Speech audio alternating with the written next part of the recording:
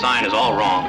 Nothing wrong with that sign. The print's too small. I just went by McGarrett's and they're signing him right and left. Well, it doesn't have anything to do with the sign. Why don't you pour yourself a cup of coffee? I don't want any coffee. I want men. I have a whole fruit crop to harvest, and McGarrett and the others are signing them like they're giving something away for nothing. Uh-huh. By the way, are you questioning these people like you're getting them ready for jury duty? Jury duty? What are you talking about? Well, word is going around town that you're practically cross-examining these people.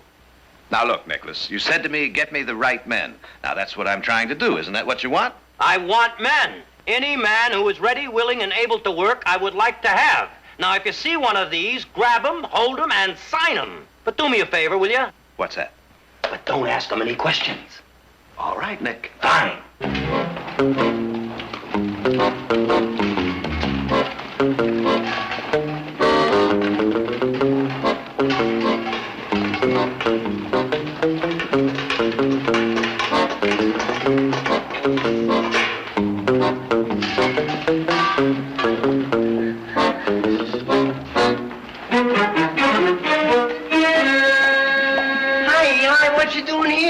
Nothing, just passing through. I heard down at Salinas they're looking for hands up here. Oh, no, you can't believe everything you hear, Waldo. Hey, look, welcome harvest hands. Best pay, come in, sign up now. No, I just been in there. They all signed up, have been for days. Yeah, but those men there. Oh, poor fools. They're gonna get the same sad story I got. Yeah, but... I ought to tell him to take his sign down. I just ought to do it. I hear that there's another place right down the street that's got a couple of openings. Now, why don't you hurry on down there, Waldo, and get them before they all taken up? I'll run back in here. I'll tell this feller, take his sign down, and I'll meet you down there. Now, go on, hurry Oh, up. thanks, Eli. Gee, thanks. You sure are swell to put me onto this. Thanks, Eli. Hey, what's the big idea? That man's looking for work, isn't he? That's right. You hire him, and I quit. There ain't a ranch in California big enough to hold the two of us.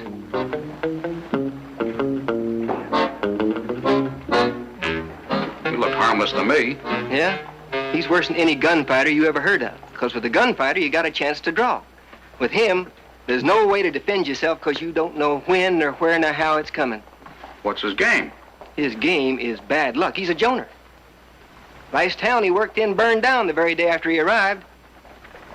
And the last ranch you worked on, the steers got mixed in with the neighbor's sheep. They had been peace in that county for 10 years, and the day he left, there was a full-scale range war going on. You don't say. Oh, Mr. McGarrett, I sure do. Everywhere he goes, there's trouble. And nobody in his right mind would work anywhere near him. And that's a fact. That's Waldo Diefen? Diefendorfer. Waldo Diefendorfer. Once you repeat it a couple times. I guess it's still kind of hard to say. Yes, well, good luck, Mr. Diefendorfer. You too. Lots of it.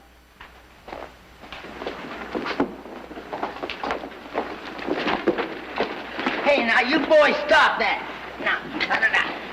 One of you's gonna get hurt. Now, you cut that out. Hey, now, give me that. Now, get out on home and...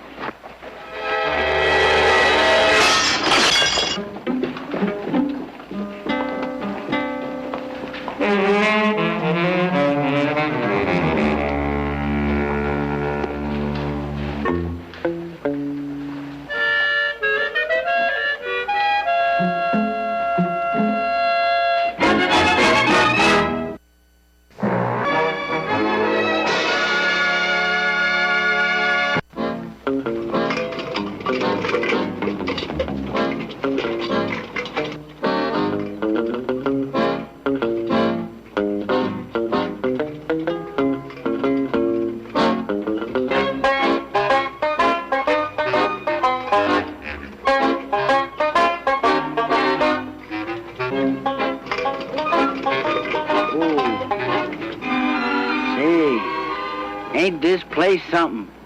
You know, Penelope, this could be the start of a whole new life for us. Let's go find the foreman. Come on. Prettiest sight a cowboy ever did see. Yes, he's beautiful. Seems a shame to break him, though. Oh, don't you worry now, Miss Audra. I wasn't hired to ruin Barclay horses. I'm just gonna bend his spirit a little to yours.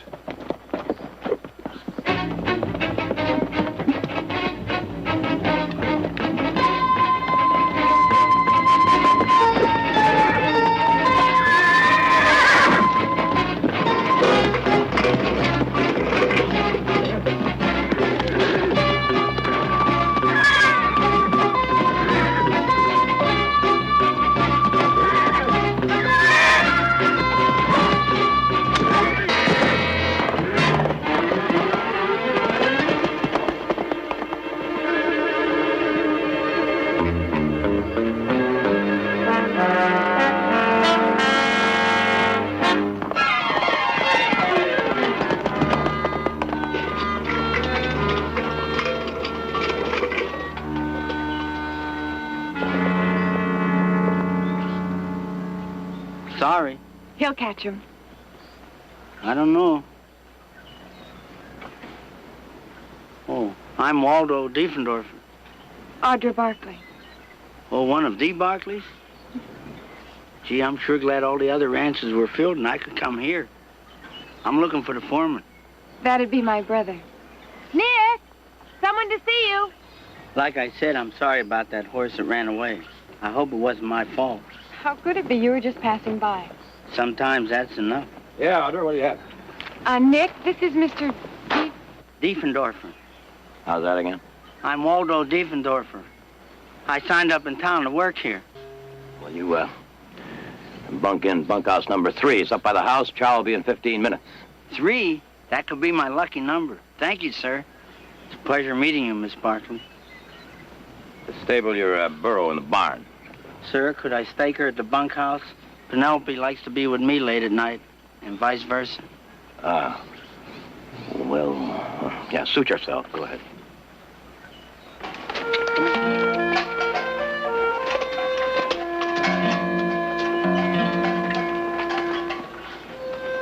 I don't know. I just don't know. What? I don't know.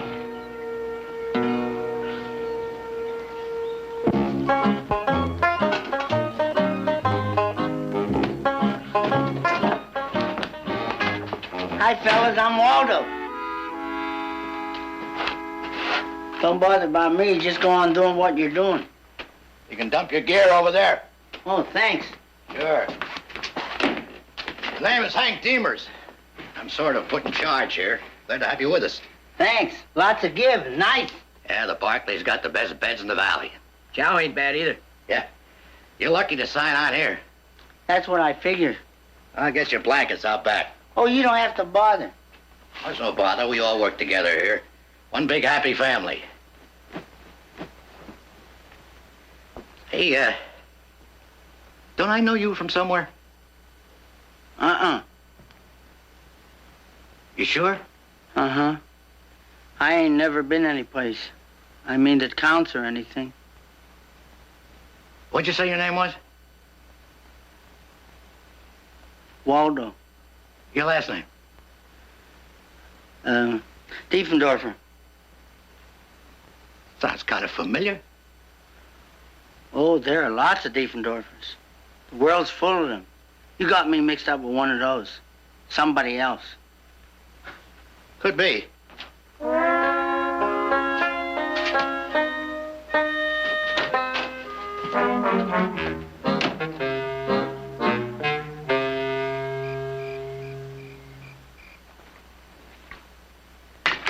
Tell me, Nick, how are you coming along with the harvest hands? Well, looks like we've got a full crew, but...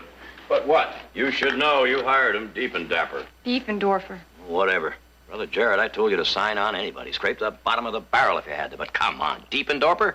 Diefendorfer. Waldo Diefendorfer. All right, all right. But does he look like a farmhand to you? Now, Nick, what does a farmhand look like? Let's not have any courtroom tricks, lawyer man. Would someone mind letting me in on this?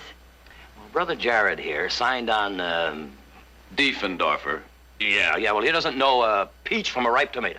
Now, Nick, that's cruel. Well, I should think the point is, can he do the job? Well, the odds against it. Nick, why don't you stop picking on him? He hasn't even had a chance to prove himself yet. Why don't you at least wait and see? Who knows? You may be in for the surprise of your life.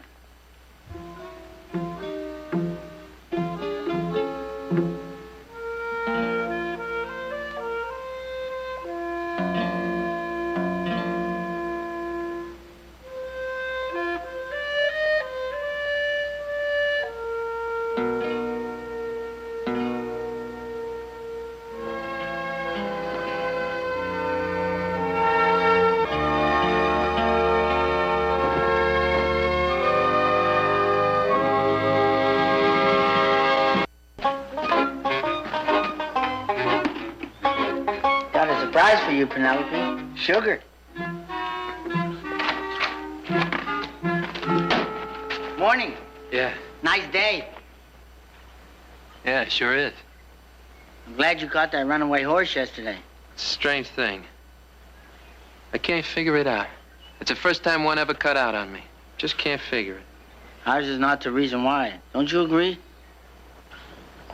I guess.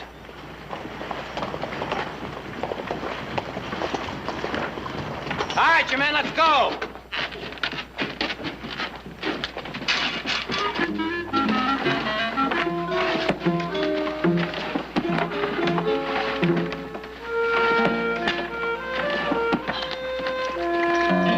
Now, Waldo, that means you too. Come on.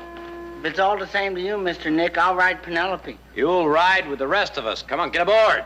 That's what you want, sir.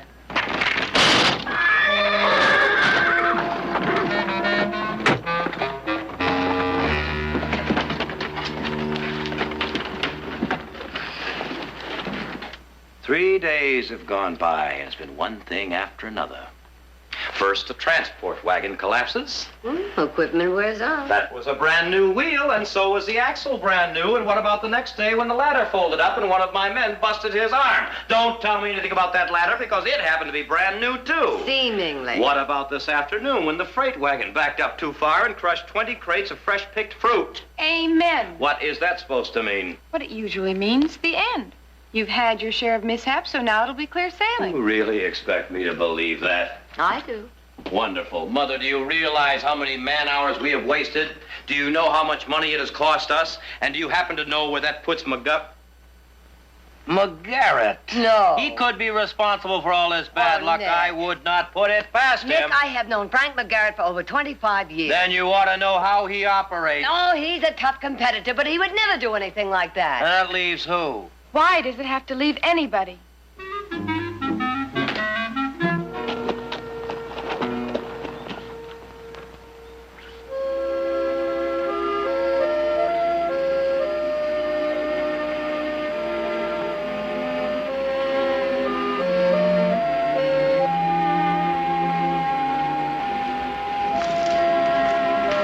Hi there. Oh, hello. I'm sorry. Forgive me. I mean, for going around like this, bare legs. That's all right, Waldo. I've seen a man's bare legs before. I have 3 brothers, you know. Yeah, well, I'm glad of that. Am I intruding? Oh, no. Perfect Sunday afternoon. Sure is. I'm glad you rode by. If you don't mind my saying so. Not at all. Usually the men go into town Saturday night and stay over. Well, to tell you the truth, I kind of like to be alone sometimes.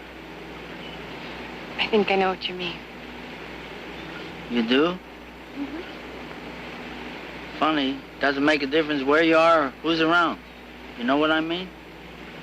Sometimes I feel exactly the same way. Me too. Of course, that's what Penelope included. Of course. Still, it's nice to have somebody to talk to. Sometimes. Like you, I mean. There's some people who make you feel to home right away. Like the first time I saw you, Miss Audra. I walked right up to you. Talked right to you. I don't usually speak to strangers, especially the opposite sex. But I must admit, in your case, I made an exception. That's the honest truth. I'm very flattered. You are? Hey, Miss Audra. Been looking for you. Remember that herd of Mustangs I was telling you about? Yes? Well, they were spotted headed north. I think they're going towards Box Canyon. Want to ride with me? Do you really think you can find them? Well, if I can, no one can. Come on, let's go. I'll see you later, Waldo. Uh-huh.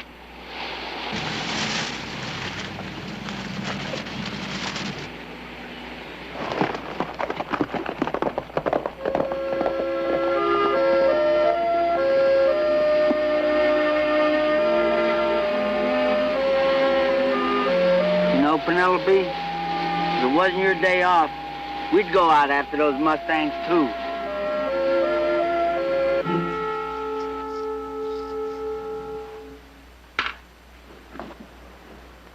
Hey, Sid, how about lend me some of your hair tonic? I'm all out. What for? What do you think for? You ain't going no place. Oh, no? Going up to the big house tonight. Come on, you couldn't get in the back door. And if you're talking about Miss Audra... That's exactly who I'm talking about. I'm taking her to the dance on Tuesday night. This I gotta see. You come to the dance on Tuesday night and you will see. Where is he? Let me at him. I knew it. I felt it. Where is he? Where's who? Diefendorfer. I told you there was something fishy about him, didn't I? Oh, Hank, don't start that all over again. What about that transport wagon breaking down? And Charlie falling off that ladder? And all those crushed crates of fruit that took us hours to pick? It's all his doing. He's a jinx. Sure. Go ahead, laugh. Who's laughing? The Garrett's men are. In town. They're laughing themselves sick about it. One of them palmed off Diefendorfer on the Barclays. They know him from way back. They're giving him a wide berth. Now we're stuck with him. Who knows what's going to happen next? Well, what do you aim to do? I don't know. You want some advice? Take it straight to the Barclays. It's their crop.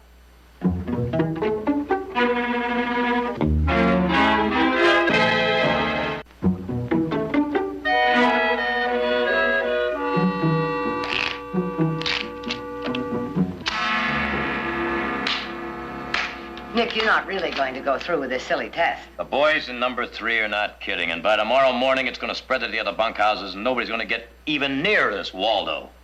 Now, Heath is down in Modesto, and I've got this whole ranch to run all by myself. I've got crops to harvest, and I'm not taking any chances. The little test goes on. Nick, the whole thing is ridiculous. I will not let superstition run this ranch. Waldo wouldn't hurt a fly. Talk all you want, it doesn't change a thing. I happen to know there are real live Jonahs. Now, don't ask me why. I don't know. It's just the way it is. Now, listen, sis.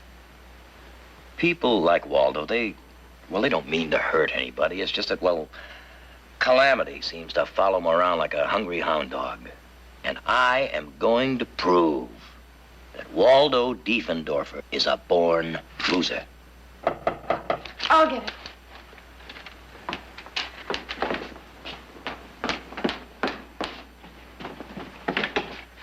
Come in, Waldo, please. Oh, my gosh! Oh. I nearly broke it. Somebody must have moved it. It was in the way. Oh, I don't know. Nice place you got here. Big, too. What is it your brother, Mr. Nick, wants to see me about? Well, actually, the whole family's in there. They all want to see me? Mm-hmm. Ooh, what do you know? What's it all about? Well, it's a game, sort of. Oh. You know my brothers, Nick and Jared. Mr. Nick, Mr. Jared? And this is my mother. How do you do, Mr. Diefendorfer? Mrs. Barkley, it's a real pleasure. Also an honor. Well, thank you, Mr. Dief. Friends call me Waldo. Bosses, too. Waldo, will you sit down here and join us for a minute here? Oh, yes, sir. We're going to cut for high card. Me? Mm-hmm. Oh, I never gamble. Well, there's no money involved. Then what? Waldo, remember I mentioned a game? Oh, yeah. All right, I'll cut first.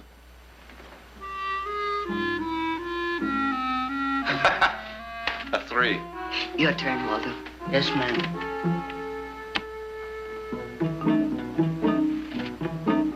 A deuce. All right, let's try it again. This time you cut first, Waldo. But... It's all right, just cut.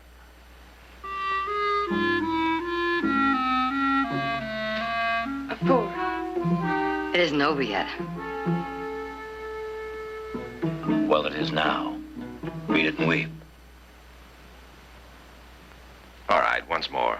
Never tempt fate, Brother Jared. A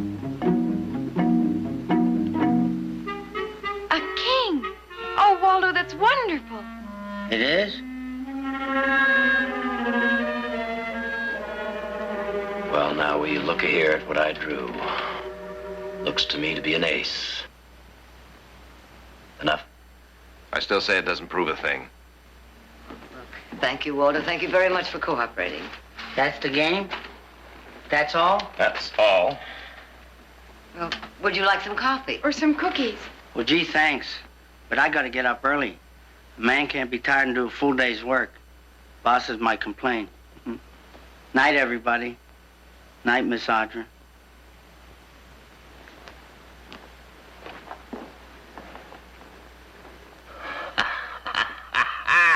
Jonah! Nick, now what did that prove? 3 cuts of the cards do not amount to a run of bad luck or the stroke of doom. No. Mm-hmm. Oh, no. Oh, no.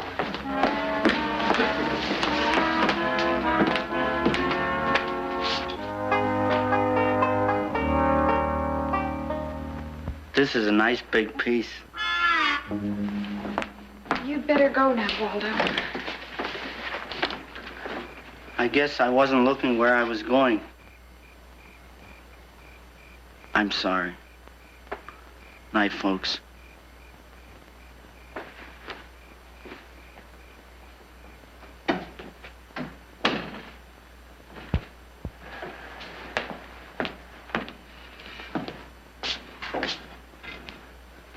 Wonderful.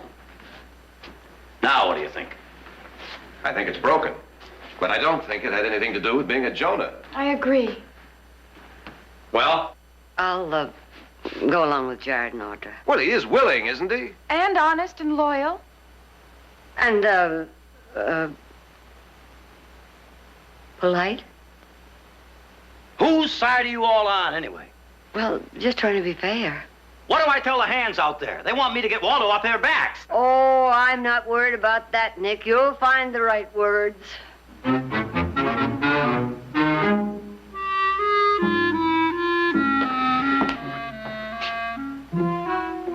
Well, we'll give it another day or two. Ah, boy, Nick. After all, it can't get any worse. Who said?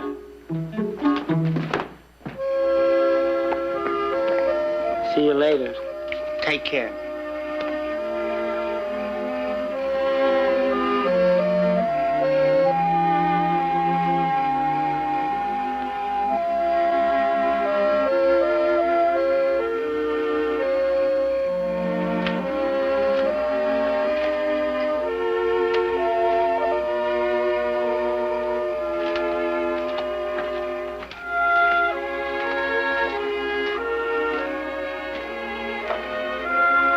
I can take a hint. Nobody has to hit me over the head, do they, Penelope?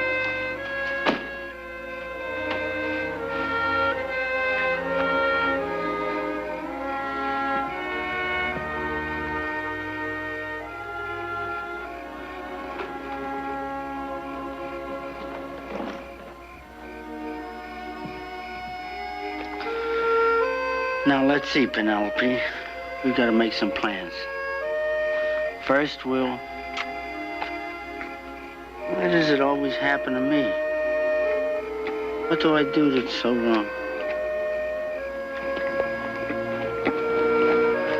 Oh, Miss Audra, this is a surprise. So is that. Well, I've been planning to leave. I've had the urge to move on. You know what they say, a rolling stone gathers no moss. Wait here, I'll be right back. Don. Hey, don't you look like something? Clay Howard loaned me his best carriage and a horse you like. I figured a girl as beautiful as Audra Barkley should go to that dance and stuff. Don, I'm sorry I can't go. What do you mean you can't go? Well, something very important has come up. Yeah, like what? It's personal and it's an emergency. It's something I just have to do.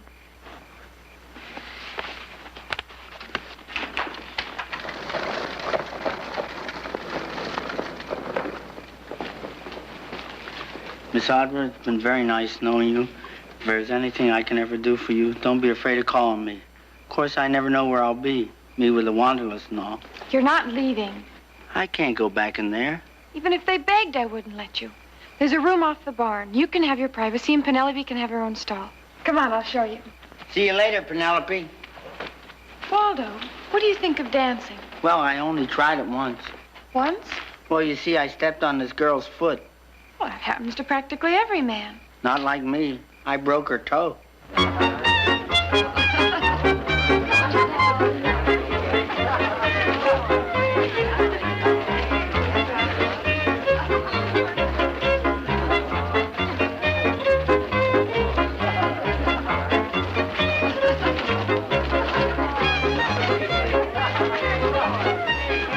Hi, friend. Drinking alone, huh? Little lady from the main house leaving you waiting at the gate? She wasn't feeling well. That's all there was to it.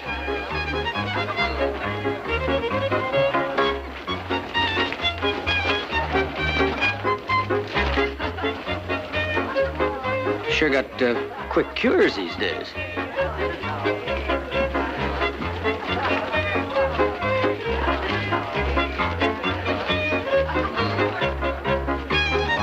Now, I wonder what he's got that you haven't.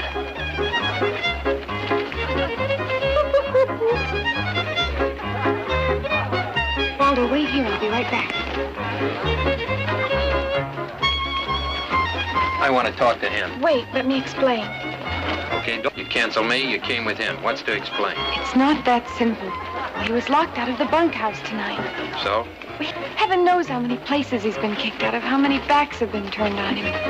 Someone has to show they cared. Someone has to welcome him back to the human race, and I thought this would be one small way. I'm sorry if I hurt you. That wasn't my intention.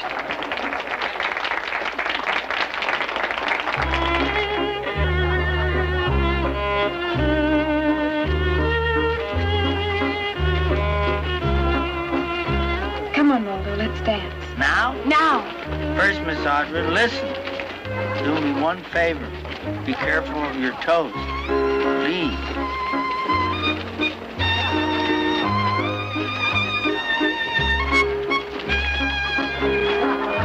Miss Audra? Yes? Remember Sunday out by the stream when I told you how much I like being by myself? Mm-hmm. Well, I gotta tell you now, there are a lot of times when I don't like it at all. To tell you the whole truth, most of the time I don't like it. Most of the times I like being someplace where it's crowded, where everybody's smiling and having a good...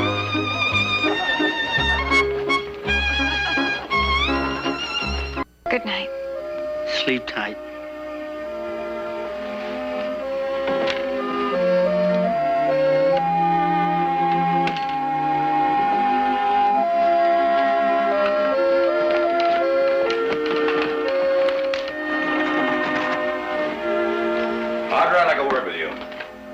Yes, Nick? While you were out dancing, a delegation from Bunkhouse 3 paid me a visit. If it's about Waldo... Who else? This delegation was headed up by your friend Don Jarvis. Seems he wants to walk out and take 15 men with him. Why couldn't you have left well enough alone, Audra? Waldo's no stray dog, you know. Then why is he kicked around like one? Has that ever occurred to you? I'll pay him off. He won't take it. You think? He's not looking for charity. How do you know so much about this? All right, that's enough, both of you. Audra is right. Now, wait a minute. Well, so are you, in a way. So I'd say a compromise is in order. Such as? Well, it seems simple to me. Simple? The men will not work with Waldo in the orchard. We'll take him out of the orchard. And you, Audra, you say he won't accept charity. All right, we will find him a legitimate paying job. Now, there are plenty of those this time of year. I ask you, what's wrong with that? I'll tell you what's wrong with it. That's what's wrong with it. He's still on this property. This is my property, Jarvis. This is Barkley property. Have it your way. But I want him off of here and fast. You want him off, huh? That's right. Now, you better leave a little room, Mr. Barkley.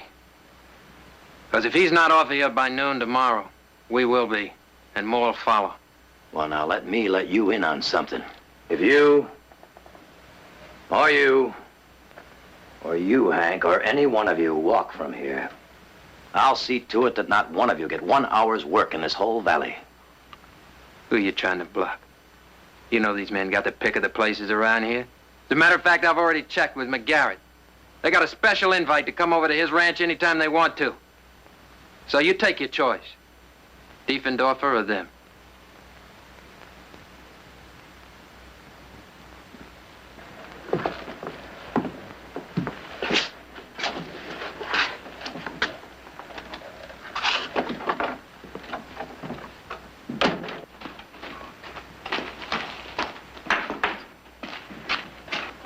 Well, Penelope, how do you like this for accommodations? Your own stall in my own room. No, it's real. It's not a dream. All the bad luck is behind us now. No more dark clouds. From now on, my fine friend, nothing but sunshine. Oh, no. Oh, no, it can't be it. It never rains this time of year.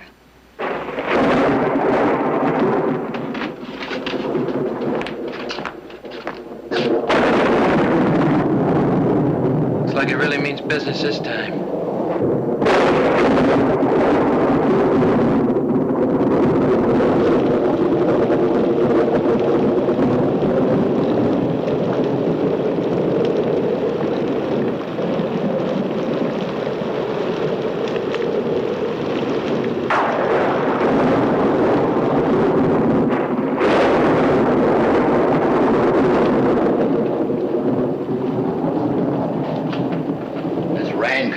For everybody. It keeps up, there won't be any work for anybody in the whole valley. Yeah. Talk about your Jonahs.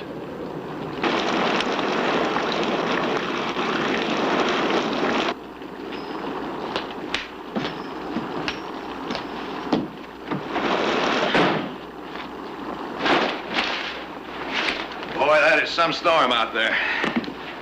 I just came home to see if there was anything I could do to help. If you can stop time, fine. We got 35 minutes to deadline. Or else maybe you can figure a way to stop this rain. You mean to tell me those men out there really believe that Waldo started this storm? According to the last petition, 28 of them do, yes. Now, what you really mean is that Jarvis fellow has got them believing it, right? I don't know what to believe now. What's this, Nick? You thinking of giving in? No, I'm just doing a lot of thinking, so. Well, while you are, think about this. You give some people an inch, Nick, and they take a mile. If I know you, you're not going to give anybody a mile, no matter what you're thinking right now, and you know it. All right, how do we win, Jared? Well, I don't know. Maybe it's more important sometimes, Nick, to know how to lose.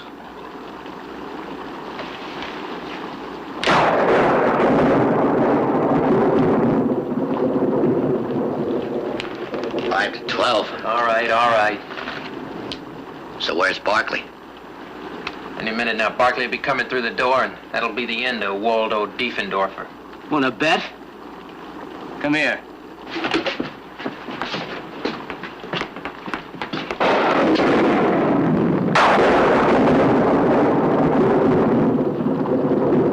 I'd say it looks like Waldo is settling down for a long stay.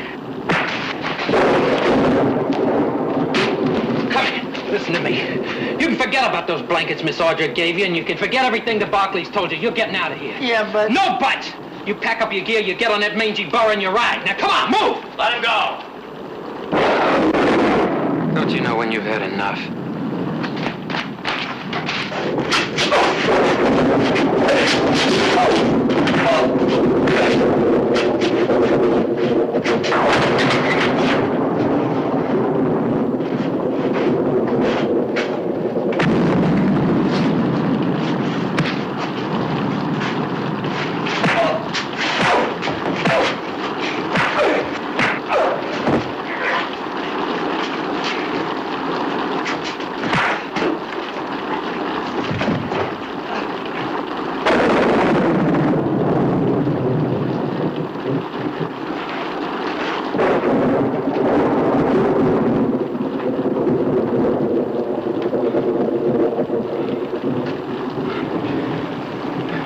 I'm sorry.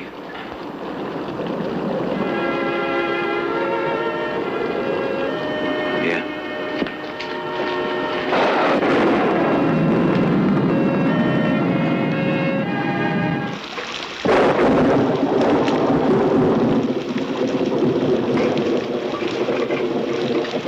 I thought you'd be doing this.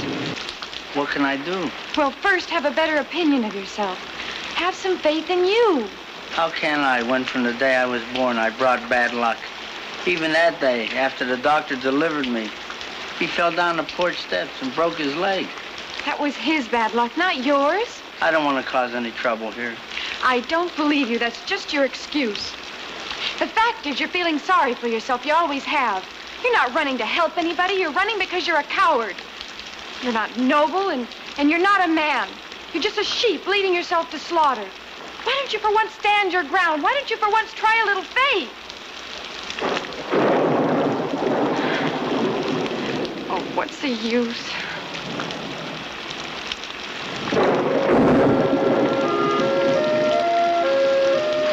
understand, Penelope. Come on.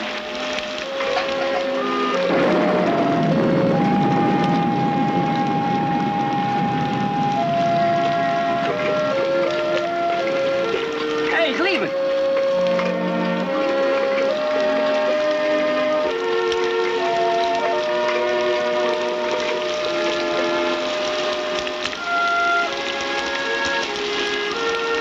Where can I go now? What do I do?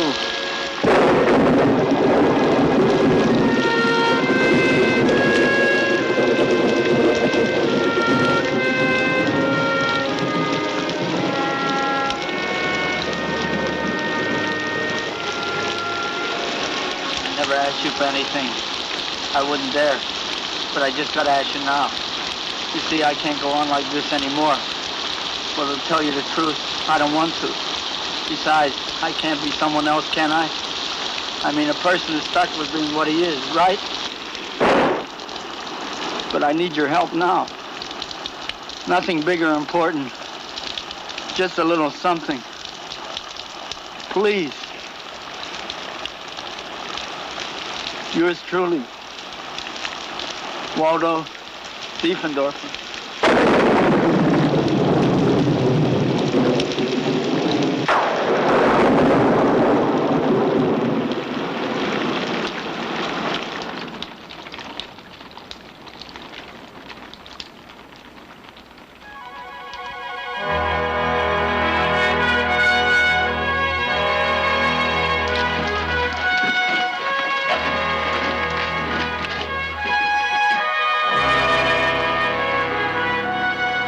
Gee, I never expected anything this big. Especially the first time. Gee, thanks, sir.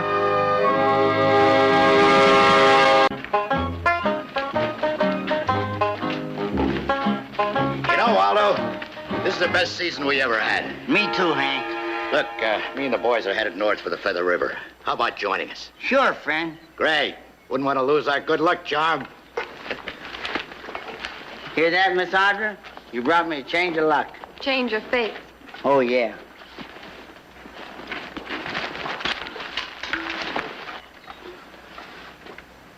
See you. See you, Waldo. Oh, here I go again.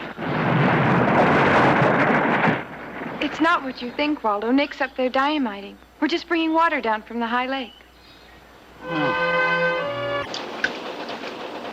Well, it would appear we're alone. It's past 10 o'clock, Mr. Barkley. Well, it can't be. Don't worry about it, Miss Randall. You two just take your time. Thank you, Charles. Do you know what this train is? No, tell me. Something out of time and place. It's like traveling in another dimension. These last 4 days didn't happen. None of this is real.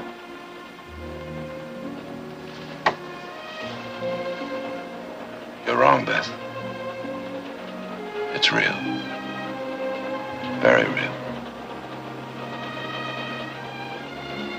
You know, it kind of frightens me when I think that I plan to stay in Washington another day. Miss this train. What made you change your mind? I don't know. All I know is that you're here and so am I. I think my whole life has been changed around. I think I knew this was going to happen the first moment I laid eyes on you. You sure that's not the champagne? No, it's not the champagne. I would like to make a toast. To the Coastal and Western Railroad. Here's to that.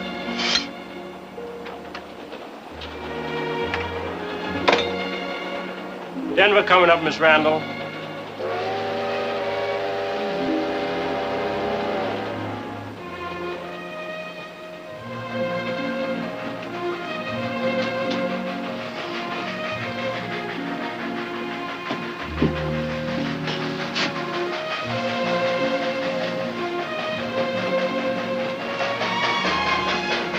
to see you again. Oh, I hope so. Will you write to me? Every day.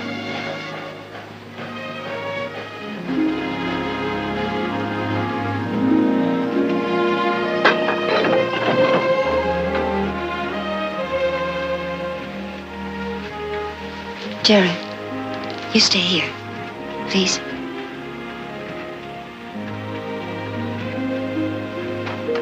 Goodbye, Miss Randall.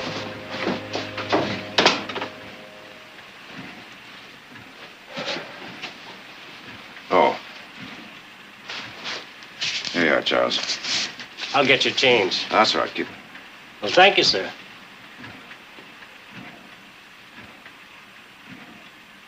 Charles. Yes, sir? I want you to take my baggage out of the next car and put it off the train. But I thought you were going on to Stockton, Mr. Barkley. I've changed my mind.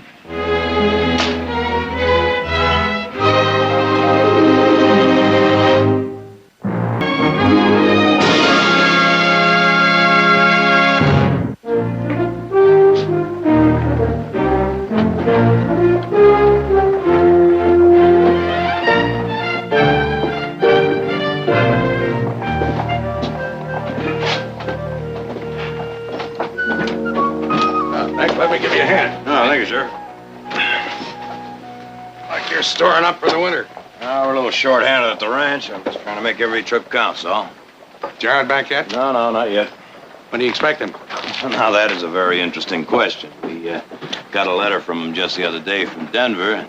Seems that...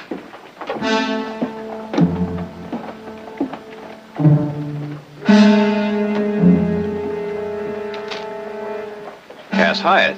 That's right. The governor gave him a pardon, didn't you know? No, I didn't. Jared knew. I thought he told you. Probably didn't want to worry us. What's he doing back in Stockton? This was his home before I went to prison. Well, I hope his home is the only reason for being here.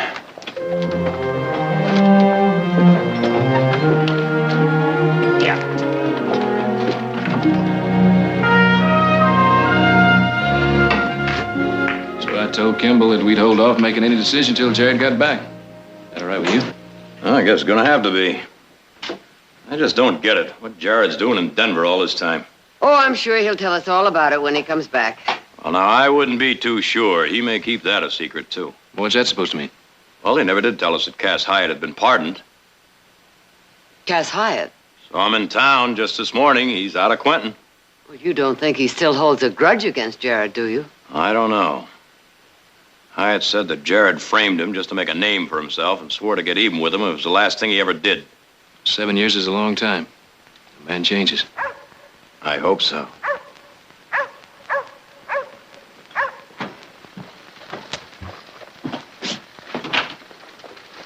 It's Jared.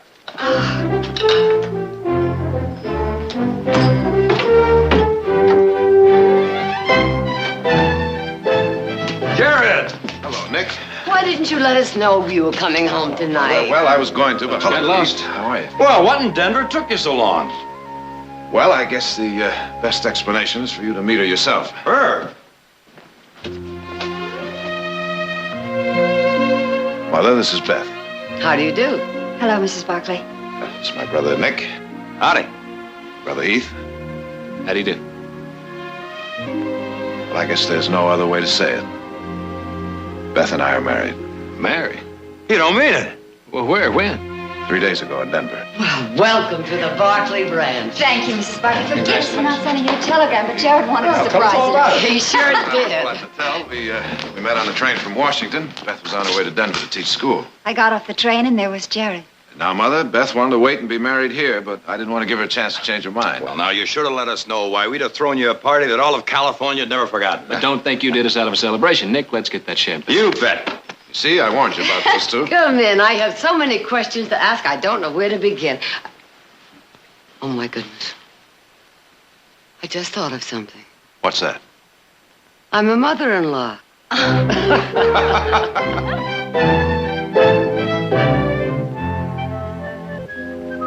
Now, how do you think that looks, Cyrus? Oh, it looks fine, Mrs. Barkley. Well, what about the flowers? Do you think they're all right? Lovely. Well, I don't know. I just... Mother? Nick, don't shout like Well, that. why? Beth and Jared are still asleep. Asleep at 10 o'clock in the morning?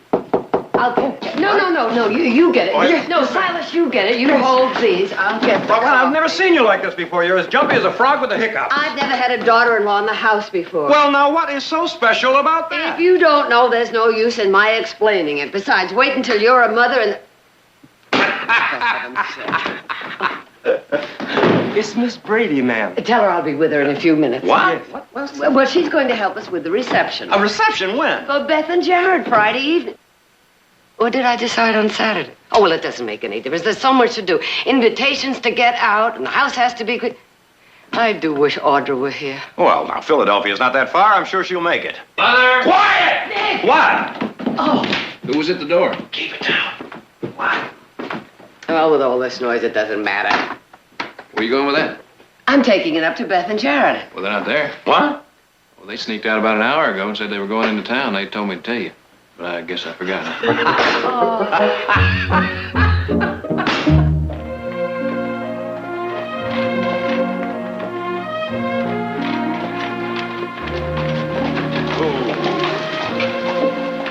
Well, madam, this is where I slave.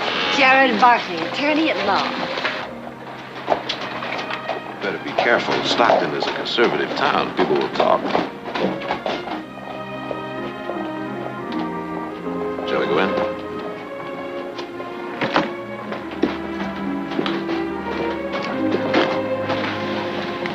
Hello, Barkley. Hello, Hyde. You don't seem very surprised to see me. I'm not. I heard over a month ago the governor was going to give you a pardon. Oh? I'm surprised you didn't tell him he was making a mistake. I'm an attorney, not a judge. No hard feelings then? Suppose you tell me. None here.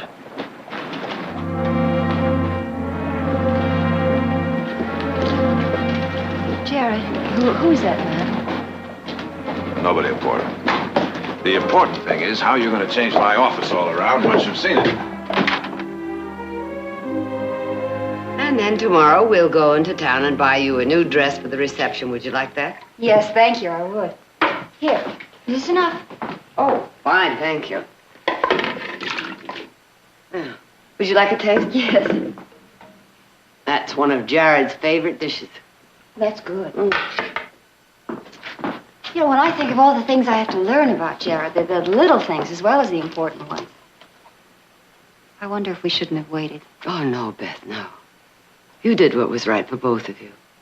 You loved each other and trusted each other. However, if there's anything that husband of yours won't tell you about himself, you let me know. Do you mean that? Yes. Who is Cass Hyatt? Jared and I met him when we were in town yesterday. There was something about the way he looked at Jared that frightened me. I asked about him, and Jared wouldn't tell me anything. Well, there's nothing to tell, really.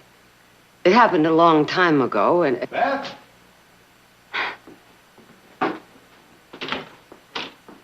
Where is everybody? Beth? Mr. Barkley. Ah, there you are, young lady. Well, now, what are you doing home at this hour? Have you forgotten you have a wife to support? And have you forgotten that we have a date? We do? Didn't I tell you? No. Oh, well, I just have. Well, where are we going? That, my darling, is a secret. Well, give me 5 minutes to change. I'll give you 5, you'll take 15, and be ready in 30. Somehow I get the feeling that you're very much in love with that girl. Now, whatever gave you that idea?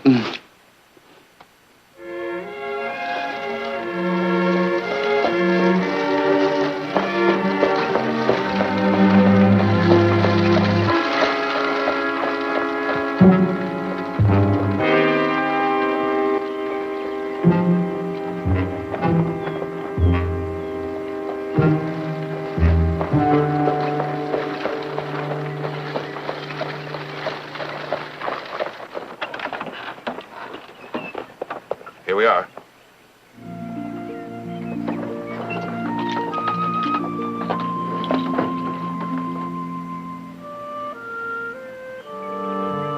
Oh, Jared, it's a beautiful spot.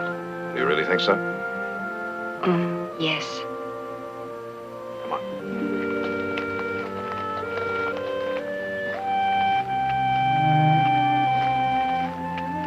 You know, ever since I was enough to scramble up into a saddle, I've been coming up here. When I was about 10, I used to come up here and cry whenever I thought the world was being mean to me. And when I was about 20, I used to come up here and write poetry. Some of the worst poetry you've ever read in your life. I think that's when I must have named it Isla del Cielo. Island of the skies. Jared, that's beautiful. Our island, Beth, if you want it. Ours? To build our home here. Watch our children struggle and grow. Probably cry a lot. Maybe someday read some of their bad poetry.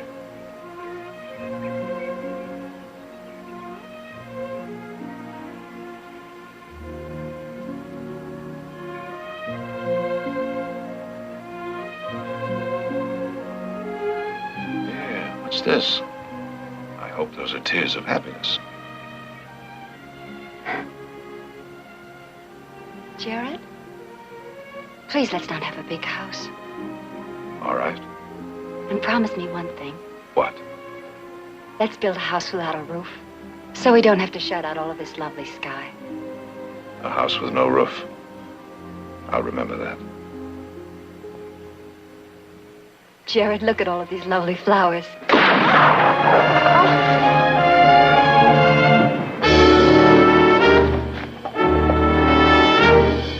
Beth! Oh, my God, Beth!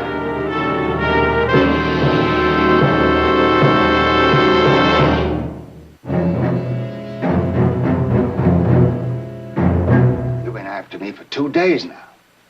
Asking me the same questions and getting the same answers. Sit down, Hyatt. I won't sit down. You got no right to hold me like this. You threatened Jared Berkeley. It was 7 years ago. I've forgotten all about it. Besides, it's got nothing to do with Barkley's wife. You could have killed her by mistake. Sure, I could have killed her. Been anywhere near where she was killed, but I wasn't. I told you where I was. Now you check it out. I checked it. Either you charge me with killing that woman, and do it right now. I'm gonna walk out of here.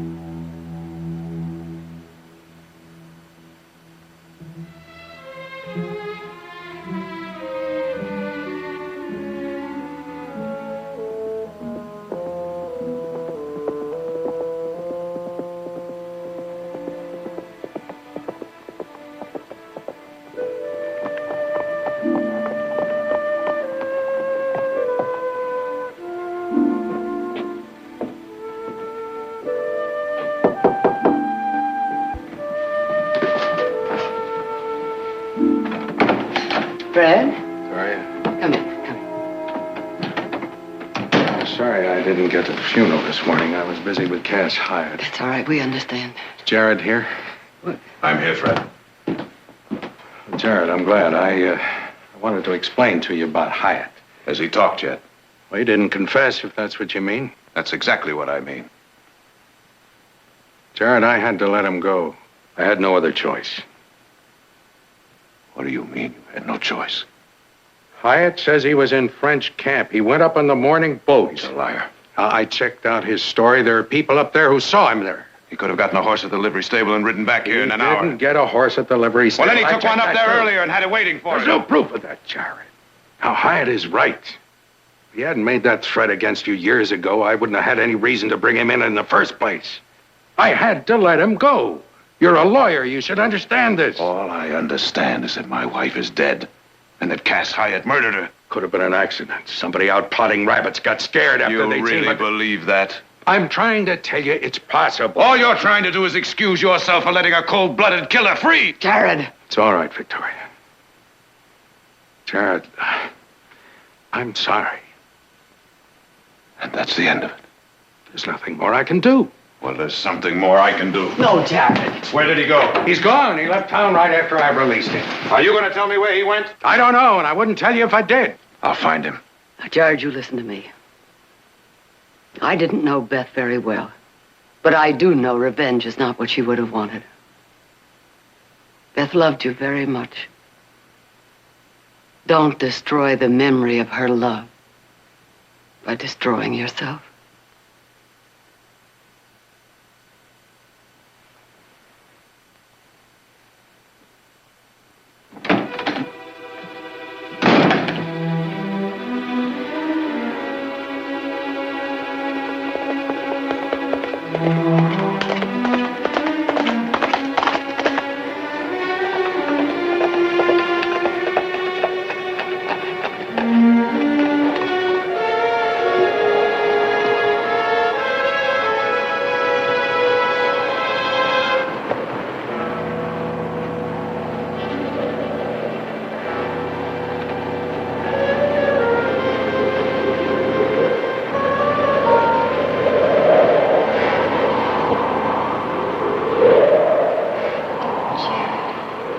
Beautiful spot. Jared, please let's not have a big house. And promise me one thing. Let's build a house without a roof.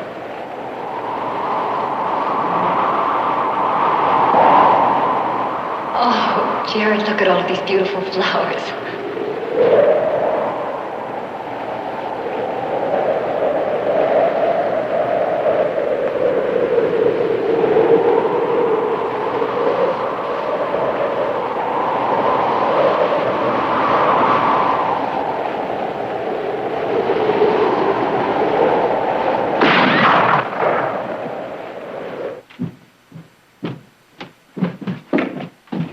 Where are you going, Jared? After Hyatt. You don't know where he is. I'll find him. Jared, if Cass Hyatt did kill Beth. He killed her. All right, say he did and you kill him, then what? I'll turn myself into the nearest lawman. And ruin your life. All the life I had went into that grave this morning. That's not true. You think it is, you believe it, but it is not true. Oh, Jared, I know the emptiness you must be feeling, but killing Cass Hyatt is not going to fill that emptiness. It will still be there. There's no use talking about There it. has to be. Somehow I have to make you understand that you're turning your back on everything you ever stood for as a man and as a lawyer. The things Beth loved you for and married you for. Let me handle this. You go on upstairs, Mother. Please.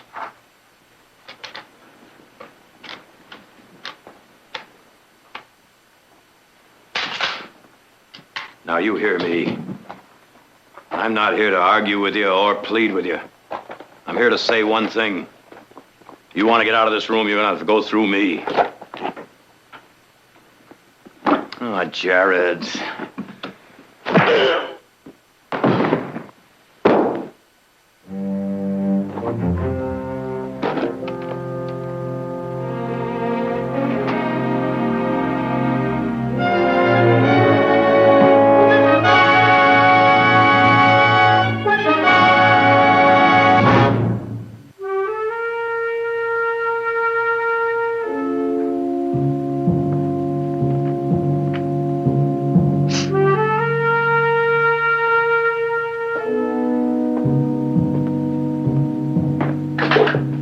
Mr. Barkley, I'm closing up now. Not just yet, Shad. What can I do for you? Do you know a man named Cass Hyatt? Well, yeah. Where'd he go? Why, Now, don't lie to me, Shad. I know he left town today, and I know he didn't ride out. He didn't go by stage or boat. Now, that leaves you a train. Where'd he go? Mr. Barkley, the sheriff told me not to say anything. All right.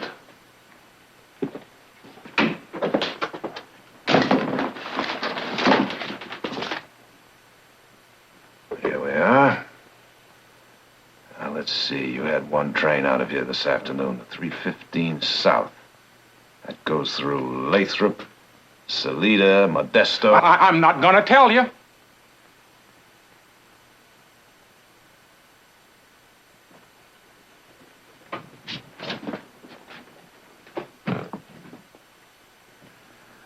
Lathrop, Salida, Modesto,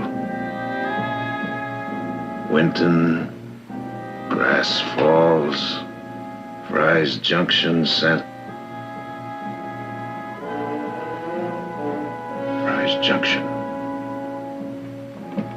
Hyatt had a brother who lived there.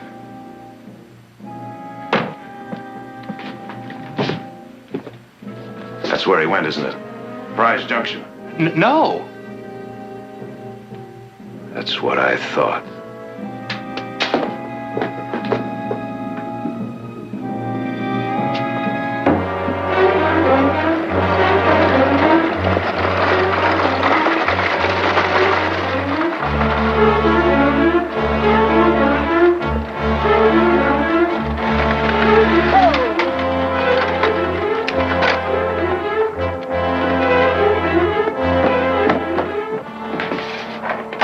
Somebody chasing you, boy? I just saw Jared Barkley. Barkley? He rode into Rock Point while I was loading supplies. You sure it was Barkley? I recognized him from seeing him at your trial in Stockton.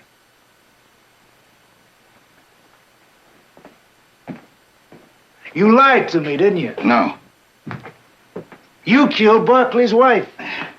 I didn't. That's why he's after you. Cliff, you gotta believe me. I didn't kill that woman. Barkley thinks I did, but I didn't. Get out, Cass. Huh? The only time you ever come here is when you're in trouble.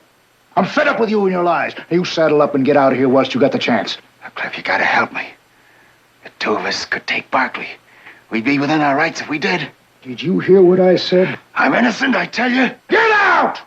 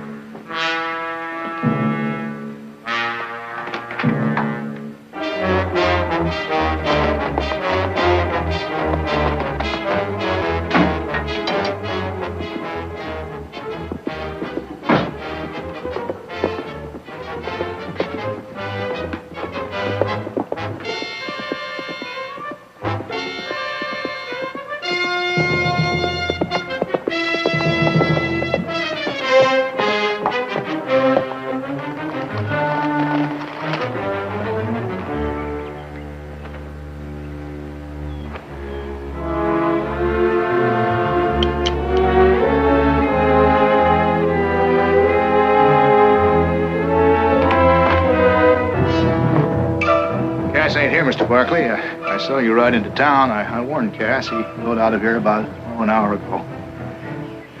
You can see for yourself.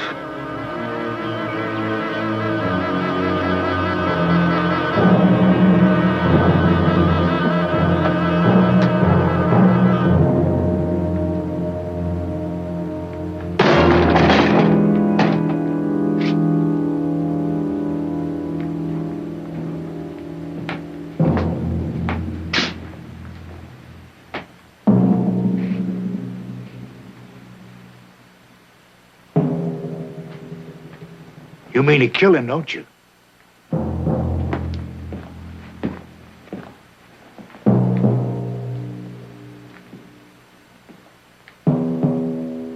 Cass is my brother. I don't care what he's done. You got no right to come in here taking the law into your own hands. You can't see... Oh. Now I'm gonna ask you just once. Where did he go? I won't tell you. Where? I won't tell you.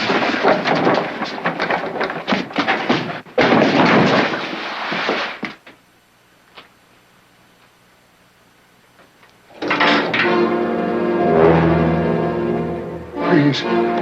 Please don't. Where did he go?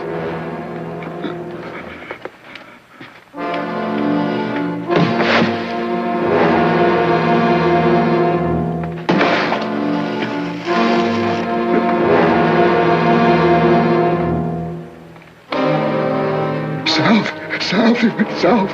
South where? I don't know. I just told him to saddle up and get out. He went south. That's the truth. I swear it.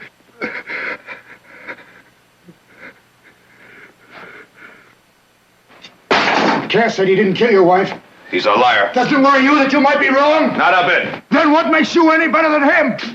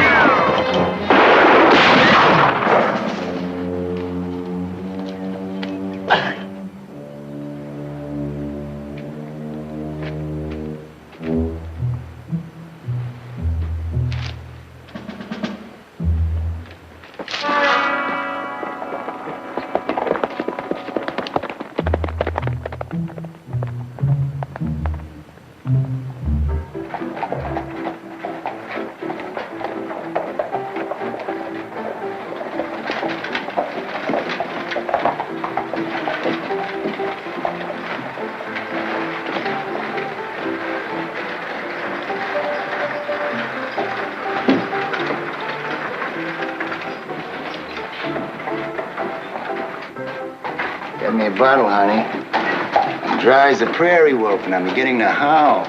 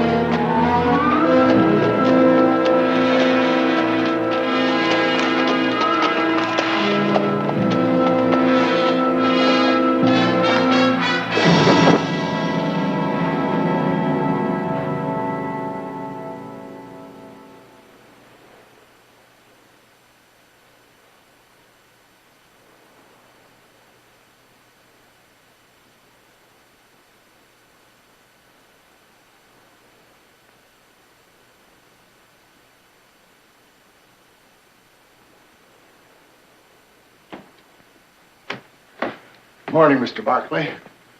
Dr. Saxton. This is Zach Fain, the sheriff. We found your name in your wallet. Where am I? Rimfire. You rode in yesterday, Mr. Barkley. If what you were doing could be called riding. Doc says somebody tried to part your hair with a 30-30. What happened? That doesn't concern you, Sheriff. Now. You should stay put, Mr. Barkley. You should rest for a couple of days at least. I haven't got a couple of days. Well, now, what's your hurry, Mr. Barkley? And if you're going to try to tell me it don't concern me, don't bother. You're in Rimfire. In Rimfire, everything concerns me. Is that right? You see, I'm just a natural-born snoop. And a worrier. I worry a lot. Especially about hombres who almost get their heads blown off. Now, you tell me what happened. All right, Sheriff. I'm after the man who murdered my wife. When I find him, I'm gonna kill him. If he did what you say he did, how come the law ain't after him? The law can't do anything about him. So what you've done is sort of appointed yourself to take the law's place. That's right. Who is the man, Mr. Barkley? His name is Hyatt. Cass Hyatt.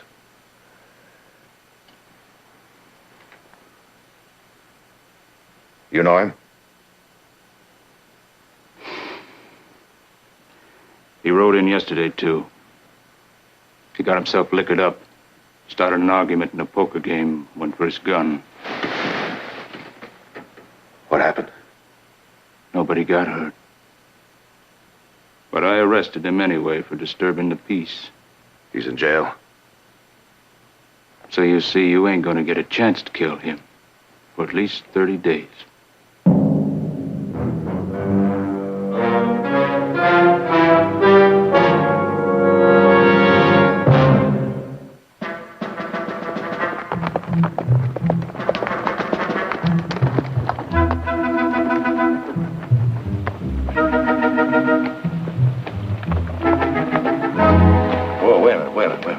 What's the matter? Like to rest a while? Do you? No.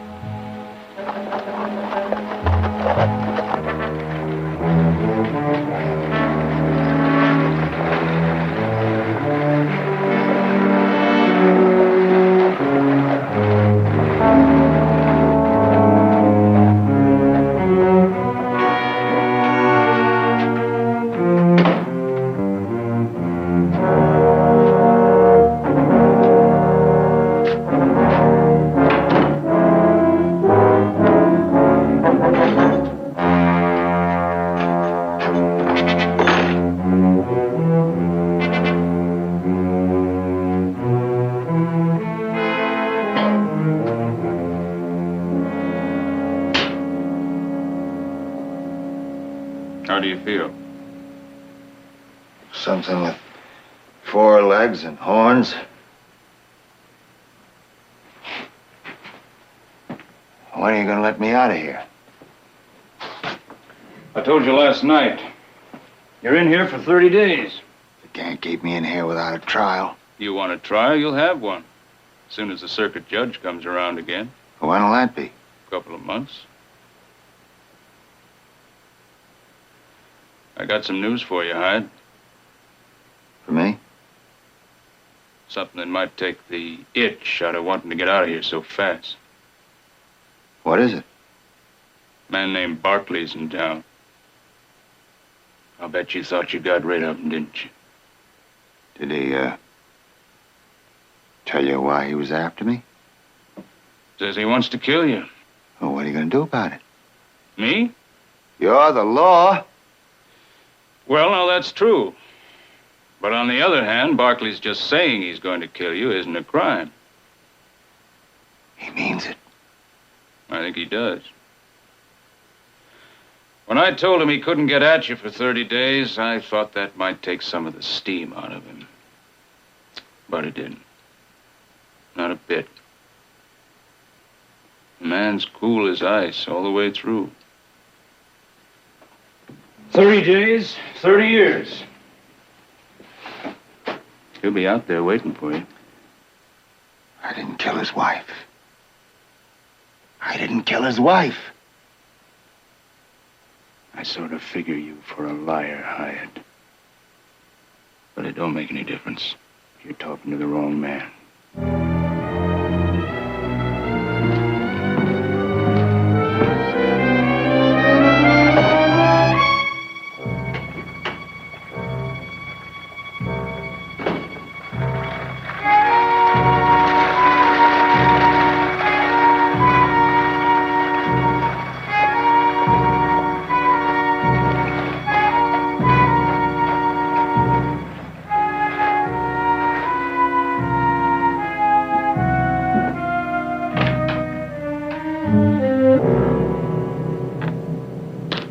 Well, the doc couldn't keep you corralled, huh, Mr. Barkley?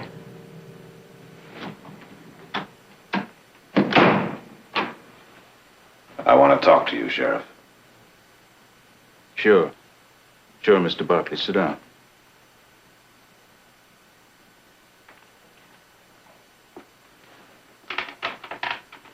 You know, I used to do some marshaling up your way once. Little mining camp called Hironsburg, upriver from Stockton. You know it?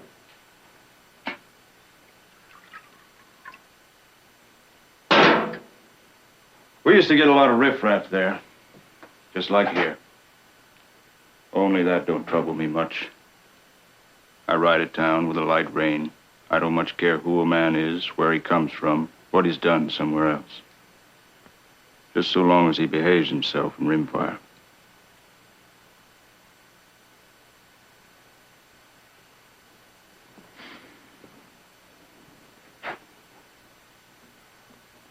Saddle up and ride, Mr. Barkley.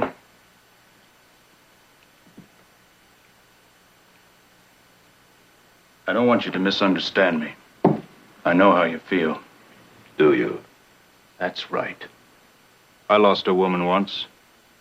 The first Mrs. Fane. She was shot and killed by a drunken cowhand hoorah in the town. I was in Fort Bannister. I was a young kid deputy. It was a long time ago. God knows I wanted to kill him. And I couldn't tell you to this day why I didn't. But I didn't. Instead, I arrested him. I guarded him, I fed him, I sat with him through his trial. And the hardest thing I ever did in my life was to unlock that cell door and set him free. The judge dismissed the charge against him. Where's the moral to your story, Sheriff? No moral, Mr. Barkley. No moral. No point. Not even an ending. Just sort of faded away.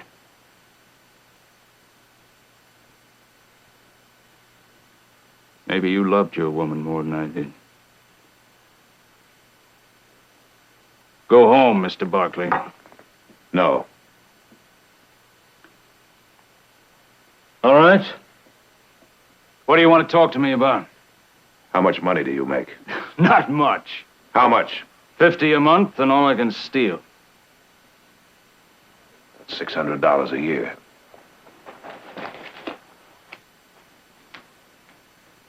How would you like to make 2 years' salary in just 5 minutes? You didn't have that when the doc and I went through your wallet. There's a bank in this town. What do I have to do for that, Mr. Barkley? Turn Hyde loose? That's right.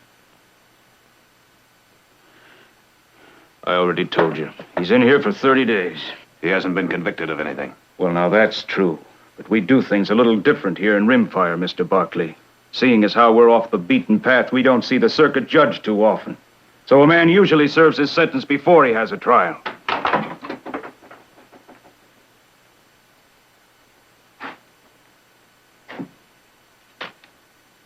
Turn him loose.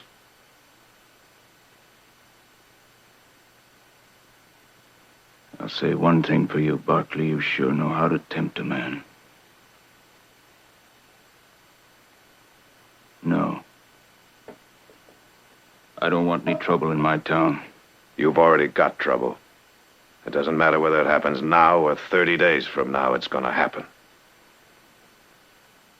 I'll be waiting outside.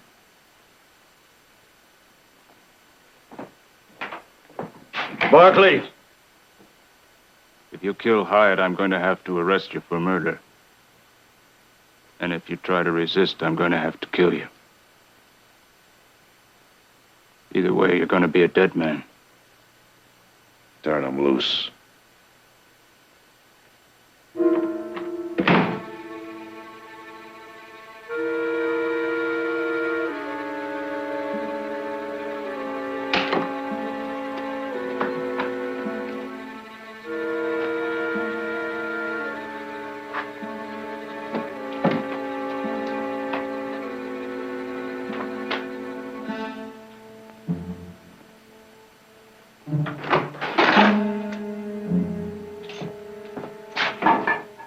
What are you doing? Letting you go.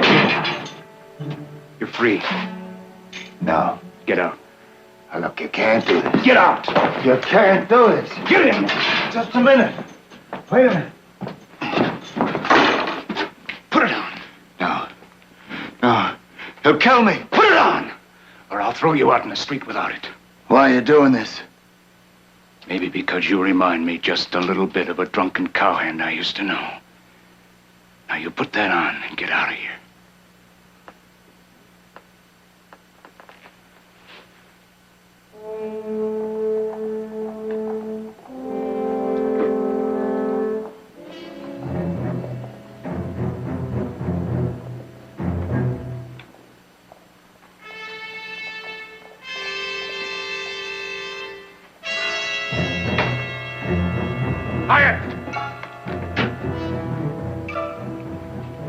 Barkley.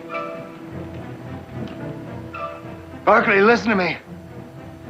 You got the wrong man. Draw your gun. That's the truth. It doesn't matter to me whether you draw or not. I'll kill you where you stand.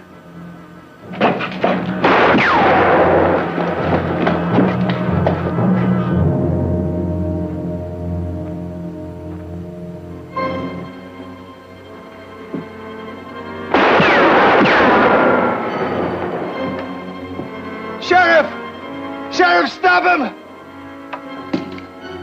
I'm unarmed. I killed her. Now you arrest me. You arrest me here. I killed her, I admit it. I was trying to get him for what he did to me. I hit her instead. Now you gotta protect me. I'll kill you with my bare hands.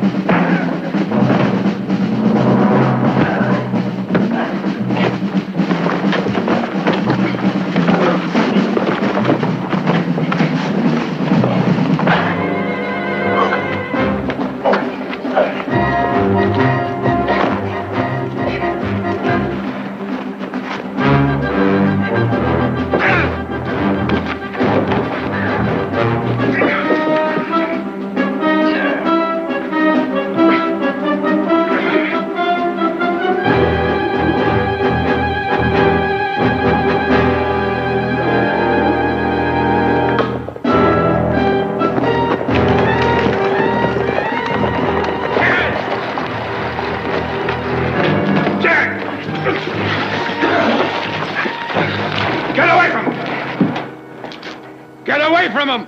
You're gonna have to shoot through me to get to him, Jared.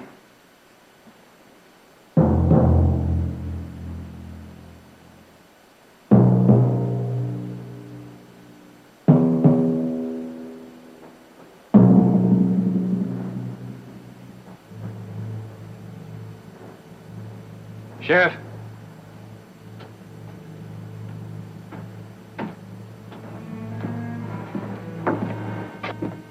Charges against my brother?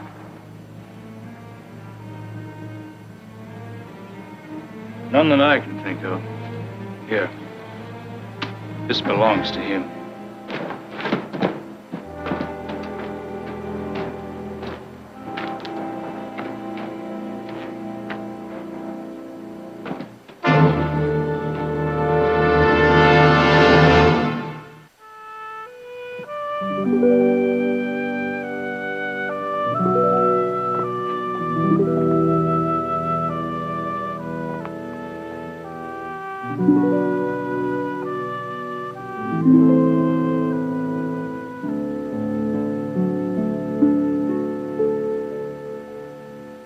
I saw the sheriff when I was in town this afternoon.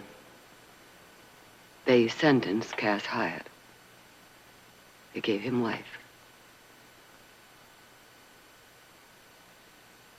Don't feel cheated, Jared. I don't. All I feel is shame. I discovered something inside myself that I never knew existed.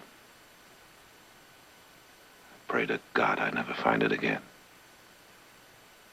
Well, just forget about it. All of it. All of it. No, not Beth. She was part of it. No, Jared, no.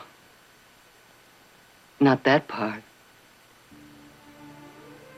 Not the ugliness.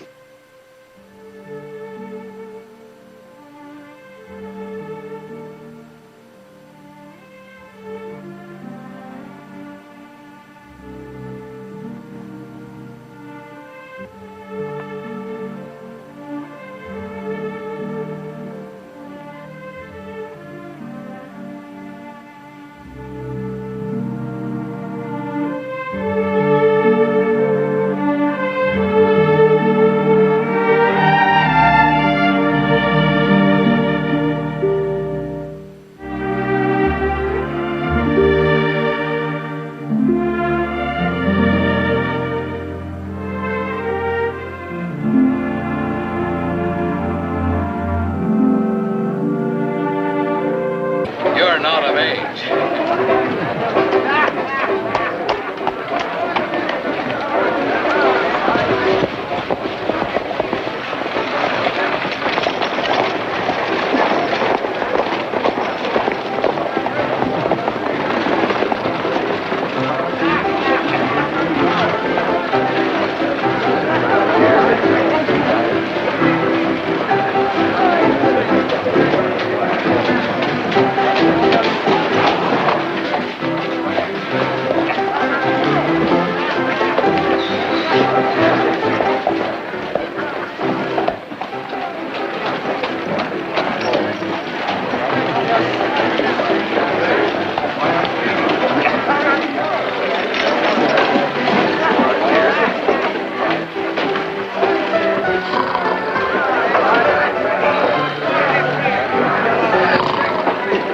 Just where do you think you're going? I got a new business. Sawdust. Sawdust? For the saloon floor. They pay a nickel a bag. Hey, well, I thought we agreed you weren't going to hang around the saloon. I ain't hanging around, Pa. I'm delivering. Well, you just deliver right back to the carpenter shop. But, Pa, I just swapped for this roof. Gave Tommy Davis 6 firewood customers for the silver slipper and the bucket of blood. No saloons, Daniel. You just stick to selling frog legs to the cafe. Yes, sir. Sure cuts down my profits. We told you before. Get out. Oh, no. You won't be needing these supplies because you're leaving. Stay here, Daniel. Getting out like I told you. I'm telling you two for the last time. Get off of that claim you're working or we'll drive you off. What's the trouble, Cusack? We're trying to get rid of these scavengers. They work in that old mine near the Glover diggings. We're not scavengers. The mine is ours. That's right. They staked a claim 3 years ago when the mine was abandoned. Scavenger claims don't count in my book. They count in the town book. That's all I'm interested in. You better take that up with Mr. Glover, Sheriff. He's the one that wants them off. It's their mine and they stay. You bother them again, Cusack, and I'll jail you. Okay, Sheriff. But like I said, you better take it up with Mr. Glover. We don't give the orders. Thank you, Sheriff. I'll help you with this.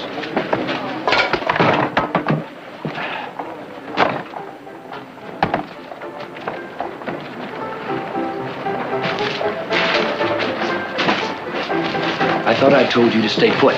I was just listening, Pa. You're always just where you can get hurt. Don't I have enough worries? Mr. Glover's the most important man in town. He ain't gonna like you going against him, Pa. I don't expect him to. Well, what are you gonna do? Whatever I do, I don't want you mixing in. It's too dangerous. Yes, sir. There sure is gonna be a lot of trouble.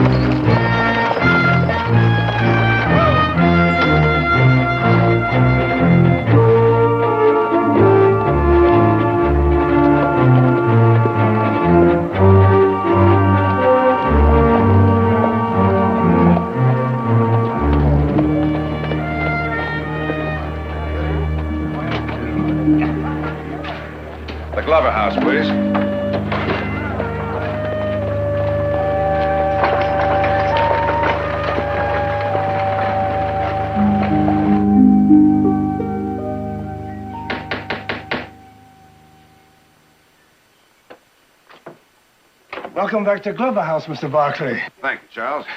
It's good to see you looking so well. It's been a long time. Almost 6 years.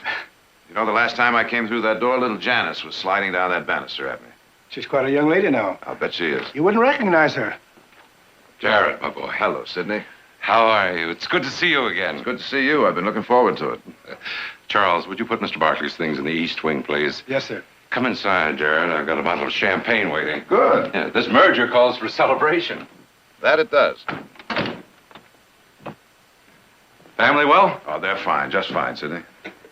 Merger papers all in order? I've got them right in here and ready to be signed. Good. Can that possibly be Janice? Yes.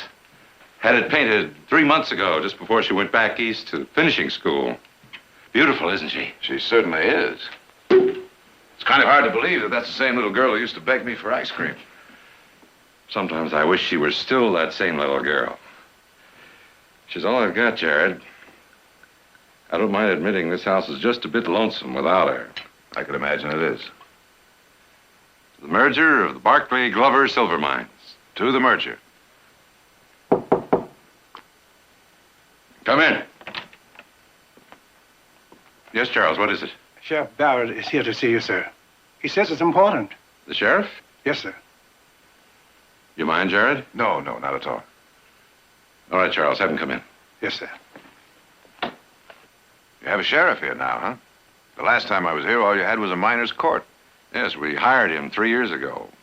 Town's been growing so fast, we had to get some regular protection, especially for the property owners. Afternoon, Sheriff. Afternoon, Mr. Glover. Sorry to bother you. Well, it's all right. Gives me a chance to thank you for catching those night riders last week. They've been getting away with a lot of ore. No thanks necessary. This is Mr. Barkley. Jared, Dave Barrett. Nice to meet you, Sheriff. Same here. Barkley mine? That's right. Well, Sheriff, what can I do for you? It's about that old mine between your claim and the Barkley diggings. The one those Chinese are working? Mm-hmm. What about it? 2 of your men threatened them, told them to get off.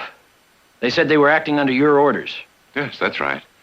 We need that old mine. You see, the Barkleys and I are merging. We're planning to extend those tunnels and join our main shafts. You can't do that. That mine was abandoned because the ore was low grade, left open to scavengers. Temporarily, yes. But now we need it again. The mine belongs to Wong Lo. This must be some kind of a joke, Sheriff. What is the law on that point, Jared? Well, most mining laws state that temporarily means 14 days. After that, the shaft is open for reclaiming by anyone. But my crew dug that tunnel. Unfortunately, Sidney, that doesn't have any bearing. Wong Lo and his wife have been working that mine for 3 years. Their claim is on the town books. They've got a right to stay there. A right? There wouldn't be any tunnel if I hadn't opened it up. And there won't be any town if those mines shut down. What do you mean, shut down? You see, Sheriff, our tunnels are getting so deep that we can't work them anymore without extra ventilation. We need that old mine for an air shaft so we can continue to use them. Those diggings are the biggest in the lode. If they shut down, it'll bankrupt hundreds of people. There won't be any rim fire. Don't you understand, Sheriff? Of course I understand. But you'll have to find some other way to keep them open. You just can't take Wong Lo's claim. You mean you would let this town die for a scavenger? Whose side are you on, Sheriff? When it's night riders, I'm on your side. When it's claim jumping, I'm with Wong Lo. Now, wait a minute, Sheriff. We don't have any intentions of breaking the law. Look, Sidney, as long as this man has a legal claim, why don't we simply make him an offer and buy him out? Jared, I'm not much for buying what already belongs to me. I can understand that. But legally, there's no choice. You sure of that? Yes, I'm sure. All right. If it'll save trouble, go ahead and make him an offer. But if he won't sell... Oh, maybe we won't have to cross that bridge. I hope not, Mr. Barkley. Because if you do, I'll be in the middle of it.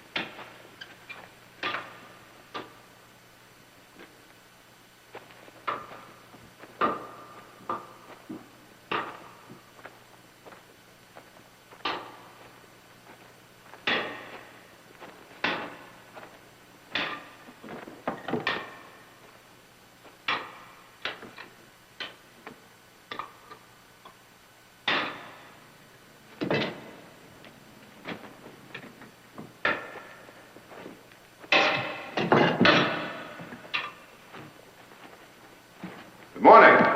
You are Wong Lo? My name is Jared Barkley. I'm one of the owners of the Barkley mine. I have heard. Soon you will join it to the mine of Glover? That's right. As a matter of fact, that's what I came to talk to you about. Have you come with threats, Mr. Barkley? I don't believe in threats, Wong Lo. I've come to make you an offer. An offer? Mr. Glover and I would like to buy your mine. You will buy what you tried to take? That was a mistake that I had no part of, Wong Lo. We'll give you a fair price, whatever you think your mine is worth. Glover deals in blows. You in words. Neither will drive me out, Mr. Barkley. The mine is not for sale. Now, wait a minute, Wong Lo. This is an honest offer.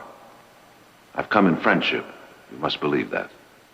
The message of the hawk is seldom brought by a dove, Mr. Barkley.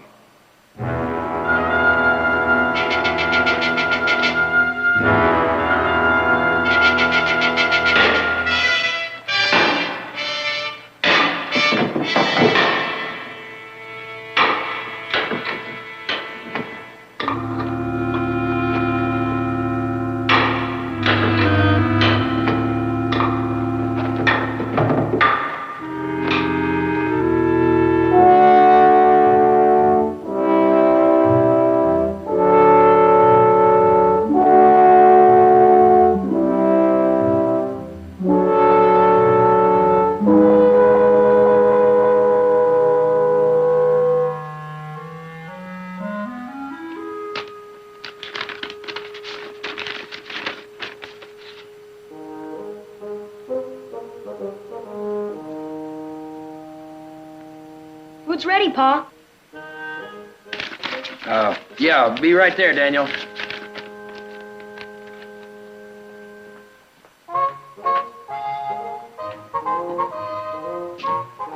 I'm hungry as a prospector's mule. What are we having? Rabbit stew. Again? Well, you like it, don't you? Well, sure, but 3 times in a row? What's the matter with that? Well, you ever thought of having beef stew or chicken? Chickens cost too much. Besides, I got the rabbits free. Free? Sure, trapped 'em. Well, I hope you sure don't go to trapping bear. You know, you shouldn't be cooking anyway. You know where you should be? In school. In school? But there ain't one. Anyhow, what for? You're going on 11 years old now, Daniel. It's time you learn something besides mines and saloons. You're teaching me, ain't you? I do sums every day. Yeah, but sums and reading aren't enough. You need geography and history and things that take a real teacher. What do you mean? You're a real teacher. No, I mean somebody that studied it. Like they have in the big schools back east. Or in Stockton. I can't go clear to Stockton just to go to school. Who'd cook for you? Well, I'd eat at the cafe. Their food's no good. I get used to it. Got used to rabbit stew, didn't I? I better wait till we get a school here. If I go to Stockton, it'll ruin my frog business.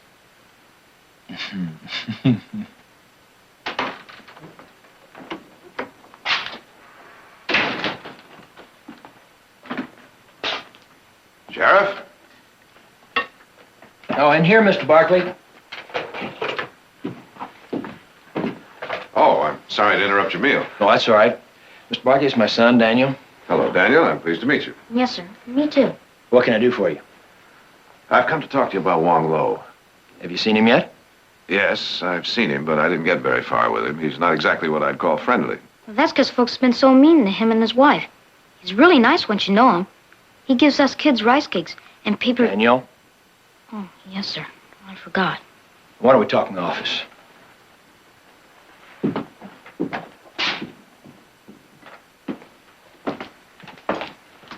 Sheriff, how well do you know Wong Lo? Line of duty, mainly. Why? Well, do you think that if you went out with me to that mine, you could get him to just listen? Maybe. But I'm not going back out there with you, Mr. Barkley. If he doesn't want to sell, that's his business.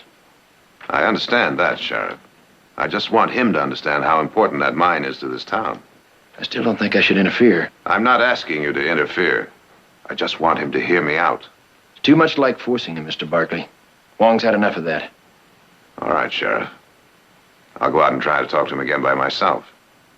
But I think you're making a mistake.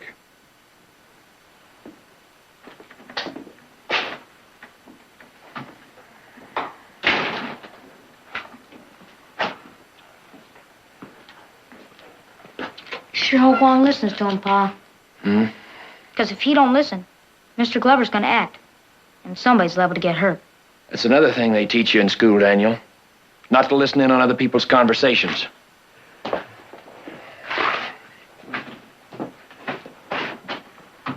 Mr. Barkley? I've changed my mind. I'm coming with you. I appreciate that, Sheriff.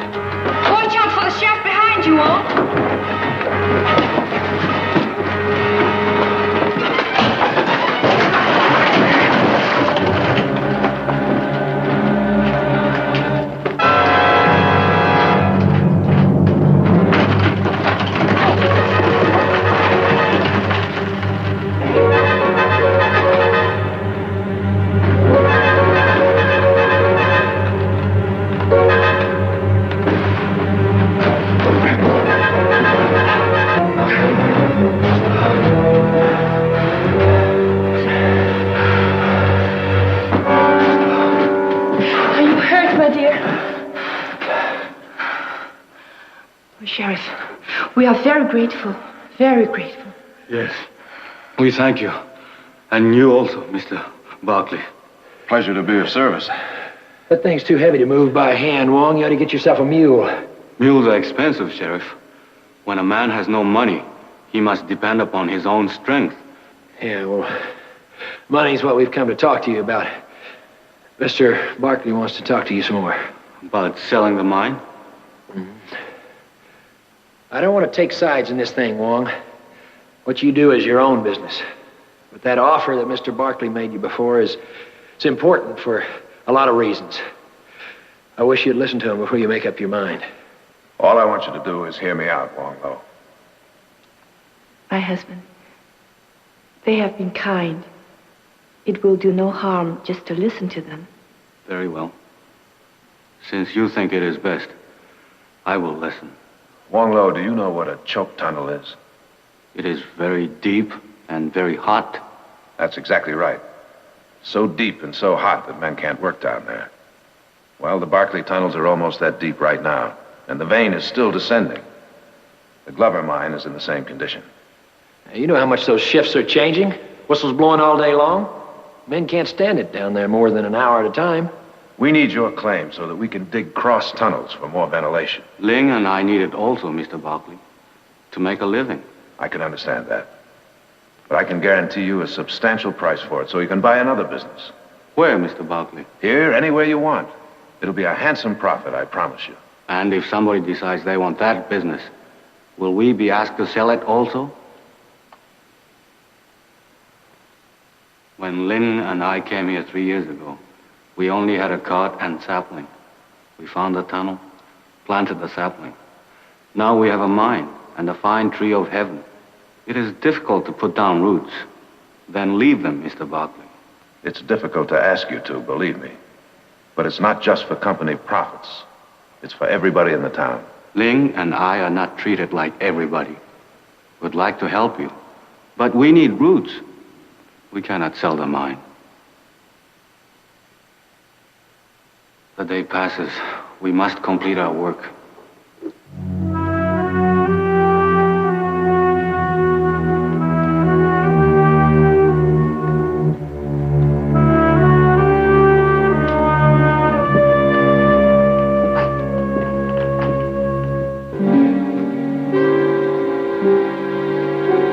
I could have told you you'd be wasting your time.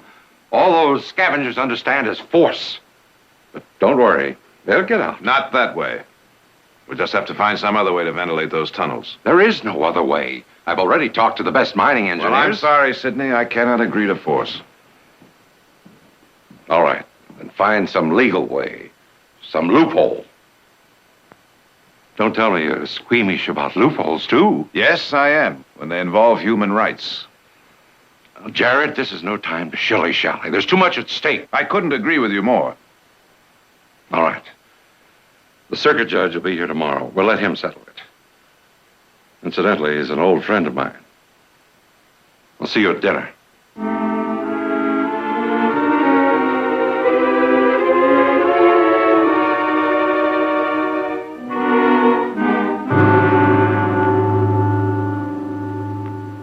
Well, it's got to be there somewhere, Judge Power. We know the claim was registered.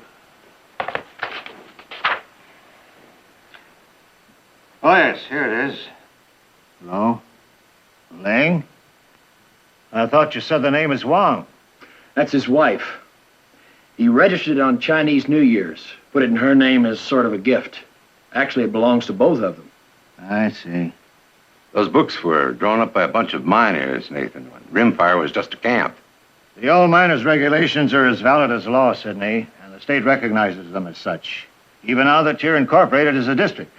I thought you said these people have been working this mine for 3 years. They have? According to the date here, they didn't register their claim until 6 months ago. Wong doesn't know much about our laws, Judge.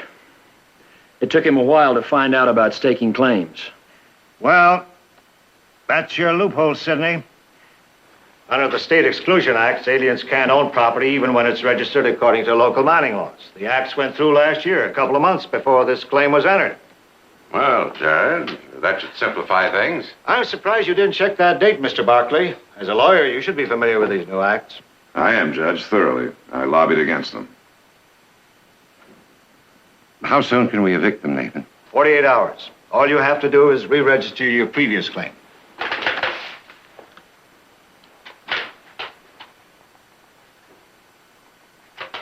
All right, Sheriff, notify them. Is that a court order, Judge Power? Yes, Sheriff. Congratulations, gentlemen.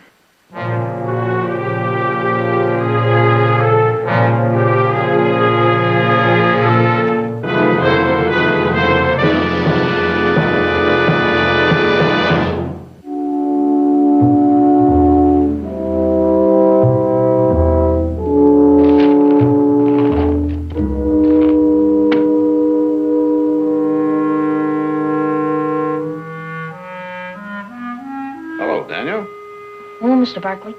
Is this the library? That's right. Sure is big. Come on in. I'm looking for Mr. Glover. The cook said he was here. Well, he was, but he had to go into town, take care of some business. He should be back in a couple of hours. Oh. Is there something I can do for you? Will you give him a message? Sure will. Tell him that I won't be delivering his firewood anymore. His firewood? He's on my roof. I bring it every day. And it go low. Made a deal with his cook a long time ago. Oh. And you probably don't know it, but I've been delivering his frog legs. I'll have to get one of the other kids for that, too. I see. Won't that put quite a dent in your business? Mr. Glover must be one of your best customers. Yes, sir. But I still won't be delivering them. Even if the other kids don't bring fresh ones and he gets sick on them. Why is that, Daniel? Because of Wong Lo? Wong Lo and Pa both. You want me to tell him that, too? Yes, sir. Tell him everything. Daniel, there's something I'd very much like you to understand. I don't like this business any better than you do. Mr. Glover likes it, and you're merging with him. When I started that merger, I didn't know Wong Lo or anyone else would be affected. If I had any choice, he wouldn't be now. But I can't help it, Daniel. You see, that old mine belongs to Mr. Glover, so he has the right to do anything he wants to with it. That's the law. I don't care if it is the law. It's wrong. No, Daniel, it's not wrong. It's... Well, you see, the law isn't perfect. It can't cover everything. That mine's all Wong Lo has. Don't Mr. Glover care about anybody but himself? Of course he does. It's just that... He sure wanted Pa to care all right when he and that committee met. What committee? After Ma died, Pa decided that we was going back to Philadelphia to live. Then Mr. Glover and the committee came and said that the town needed protection. Pa was the best person for the job. And everybody realized it. Because winning the Medal of Honor during the war proved that he wasn't afraid of nothing. Your Pa won the Medal of Honor? Yes, sir. He's right. Then why ain't it protecting Wong Lo? Well, it's like I said, Daniel. The law's not perfect. In this case, it favors Mr. Glover over Wong Lo. What good is it if it favors one man over another? If it don't cover what's right? What good's Pa being a sheriff? Or you being a lawyer? What good is it? Come here, Daniel. Sit down.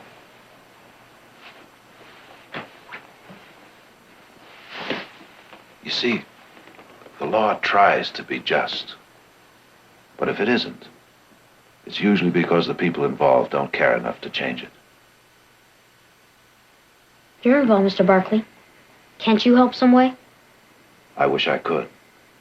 But I'm sworn to uphold the law as it stands, just like your pa, whether I like it or not.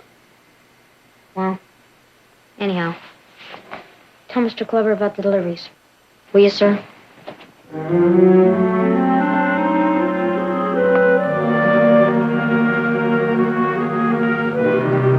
It doesn't belong to you. Doesn't belong to us. But it is written in the book like all the others. It was written too late. They passed some new laws. Only citizens can own property. This is true, Sheriff? Really true? Yes, it must be so. Otherwise, you would not say it.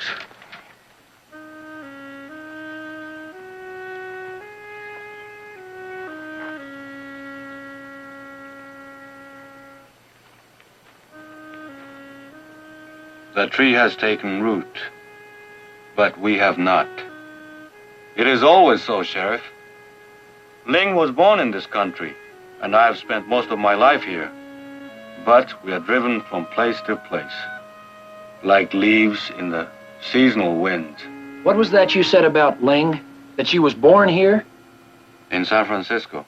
Her mother was a servant in a rich house. Whose house? What's the name? Hamilton. Donald Hamilton. What does this mean? Why? You stay right here, Wong Lo. Understand?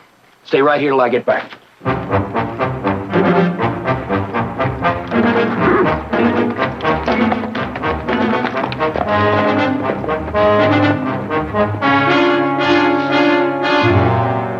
Nevertheless, you were ordered to evict those people, not to question. I can't evict them. Ling Han is an American citizen. What? Oh, I don't believe it. They'd say anything to keep that claim. She was born in San Francisco, a few months after her mother went to work for the Hamilton family. Do you have proof of that? Dates all filed in the city record building. Here's a telegraph. Donald Hamilton verifying it. Well, that's good enough for me. I know Hamilton. They wouldn't verify anything that isn't true. So, since Ling is a citizen, that settles that. Not for me, it doesn't. My crew dug that tunnel, and I'm not giving it up for any pair of scavengers. I don't care where they were born. Sheriff, Judge Power issued an order evicting those people. I demand you carry out that order. I can't. Ling owns that mine legal and clear. All right, Sheriff. If they're not out by the specified time, my men will do it for you. They can try. They'll come up against me and my deputies. Very well, Sheriff. If that's the way you want it. It's not the way I want it. It's the way it is.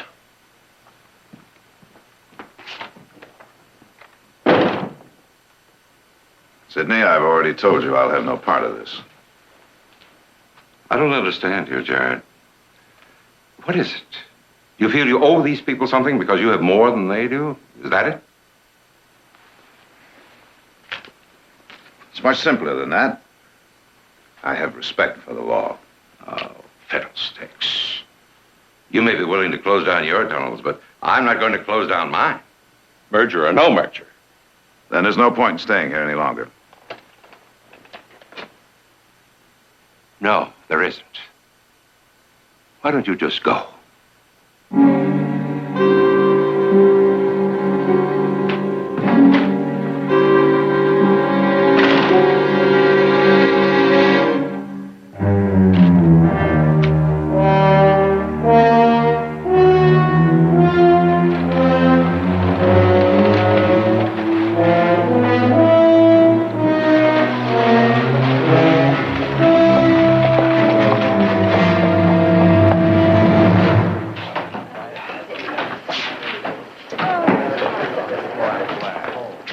Boys. How are you, Sheriff? Hi, sir.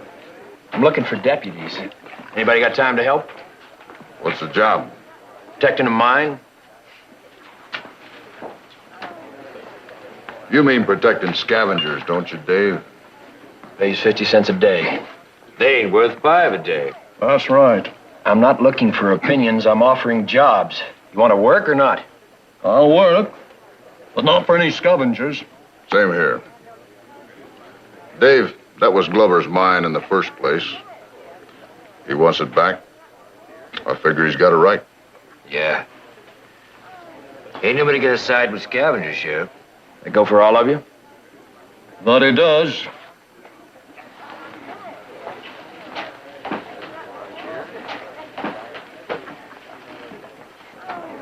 Thanks anyway. Obeying the law doesn't seem to be too popular around here, Sheriff. I thought Mr. Glover's guests did all their drinking in his drawing room, Mr. Barkley. It seems I'm not Mr. Glover's guest anymore. We had a little difference of opinion. Oh? Unfortunately, he doesn't seem to agree with some of my convictions. Which are? Similar to yours, apparently. What about the merger? That's off, too. Pa! Pa, they've got one low. Got him? What do you mean? There's a fight down at the mine. Go home, Daniel.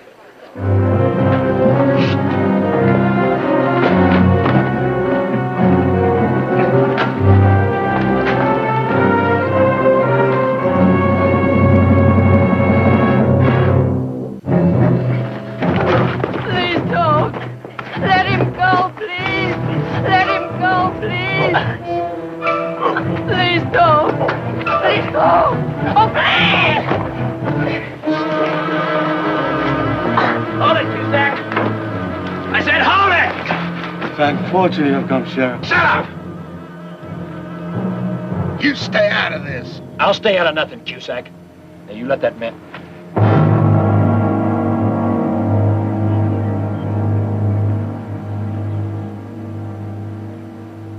You did that?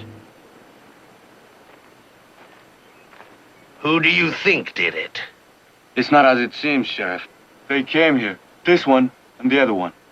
They told us we must leave, and when we refused, The other one took Ling and began to beat her. And I couldn't stand it. My fingers found the axe and I just couldn't stand it. It was done for me. Sheriff, for me. Don't cry, Ling. Afterwards, the others came with the ropes. He's lying. That murdering devil killed Pete in cold blood. It was for me. See how they beat me?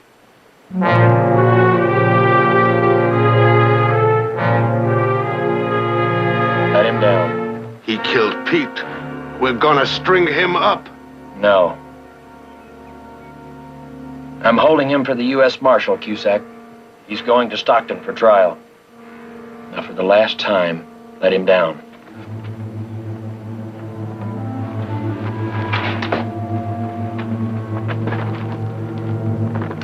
Drop it. All right, clear out. We're gonna come and get him back. He ain't gonna leave town alive. He is if I have anything to do with it.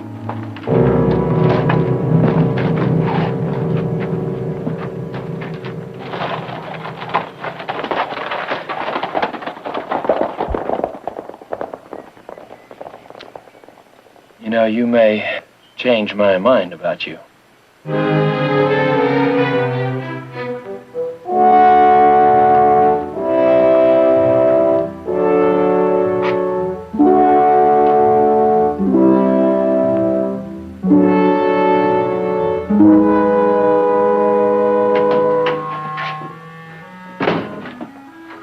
Everything all right, Jed? So far. Telegram get through all right? Yeah.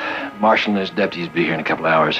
That's good. You got back quick, Pa. Did you get an answer from the marshal? I'm dog-tired, Daniel. How about some coffee? Yes, sir.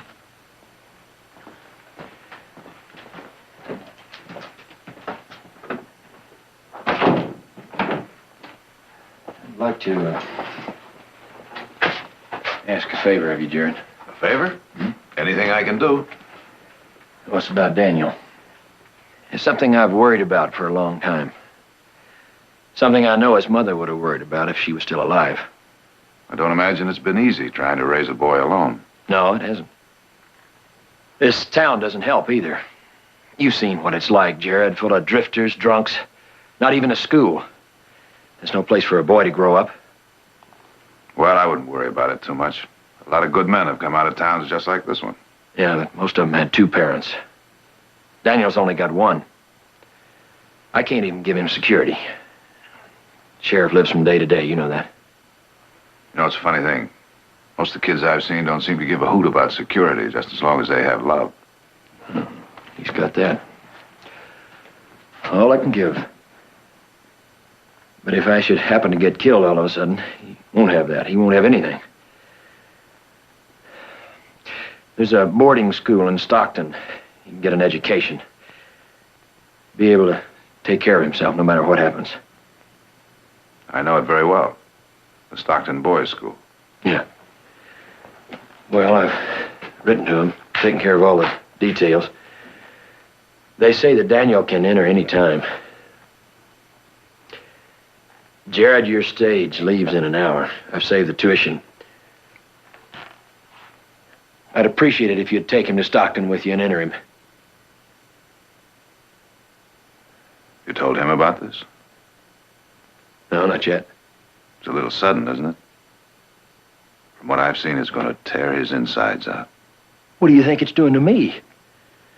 If I don't send him quick, I'll lose my nerve. Look, Dave, why don't you think it over a little longer? This town's growing every day. There's bound to be a good school here soon. I've thought about all that, Jared. It doesn't change anything. I'm still a sheriff. A man with a gun in his belly all the time. If that gun goes off, I don't want my son to see it. All right. I'll take him. But not on the next stage. I'm going to stay till that marshal gets here. But I don't want you to stay. If those miners start trouble... If they do, you're going to need an extra gun. And badly. All right. I better go. talk to Daniel.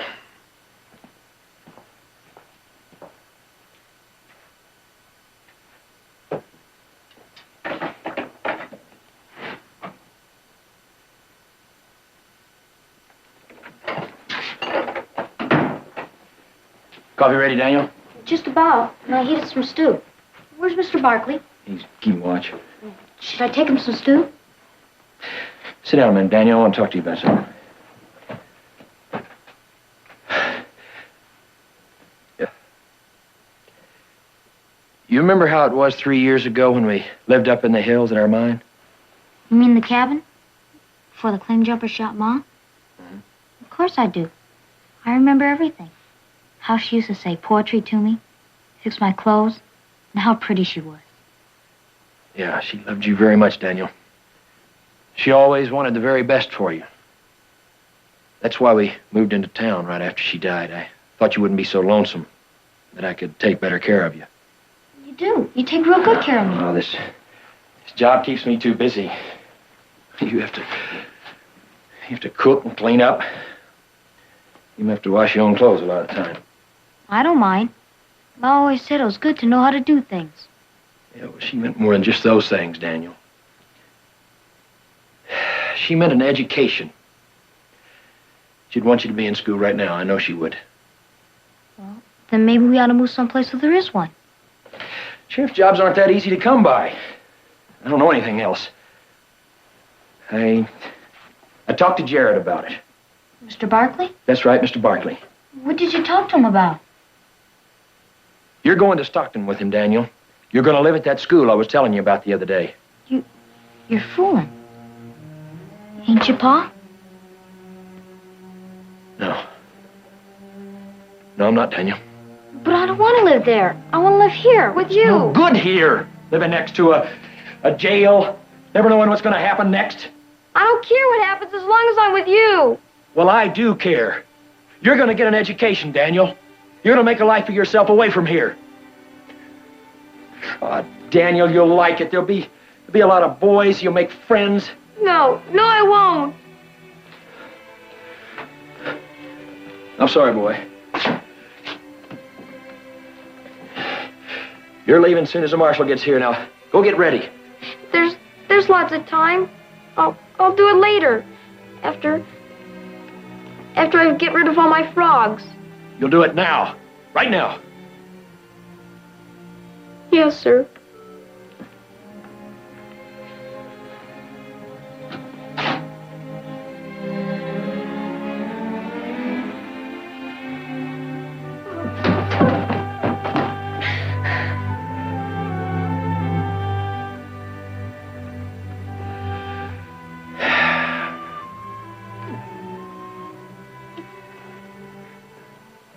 It's for the best, boy. You'll see.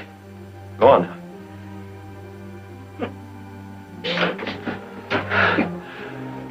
They're coming, Dave. Come on! You stay here, Daniel.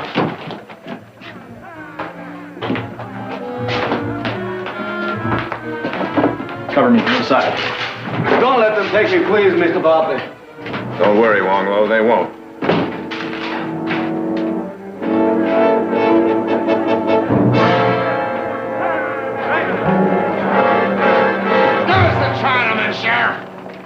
You can't have him. You stay back or somebody's going to get hurt. Get out of the way. You're going to be hurt. Now, I'm warning you, Cusack, and all the rest of you. Stay back or I'll shoot. You can't shoot us all, Sheriff. I don't want to shoot anybody, Mr. Glover, but you can't have Wong Lo. That scavenger has done enough damage. He's killed one of my men. A merger that would have benefited the whole town. We're going to see that he pays. And I'm going to see he gets a fair trial. He's already had a trial. Been found guilty, right, boys? I'm warning you, Sheriff, for the last time. Stand aside. Not a chance.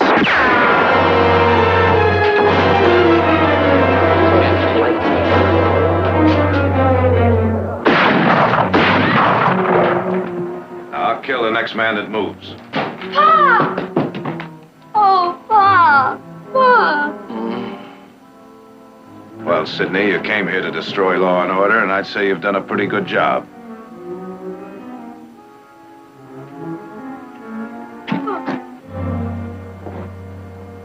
Is he hurt bad?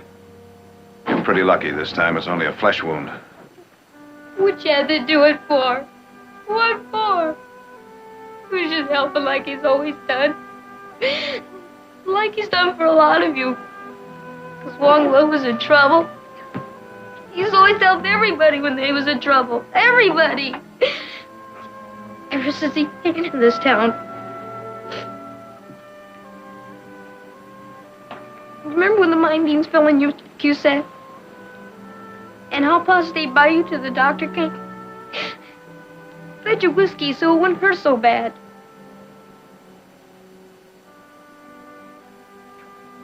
And how about the night you was gone to Stockton, Mr. Corcoran? And how Pa fetched your wife, just in time for a baby to come.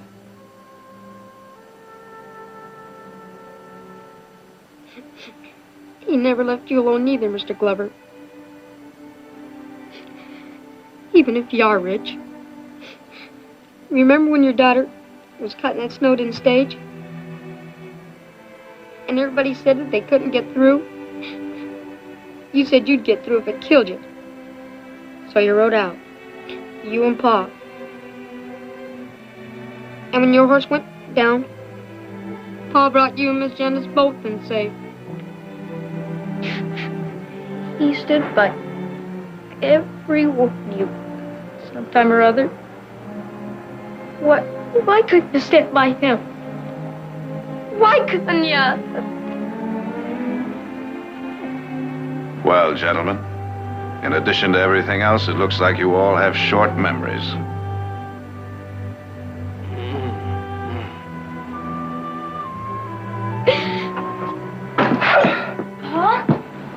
Stay where you are, Sidney. He needs help. You can help best by getting this rabble out of here. All right, men. Back to your jobs. And stay there. Go on. Sheriff, I've been a hard-headed businessman all my life. But I always pay my debts. Jared's right. We do have short memories.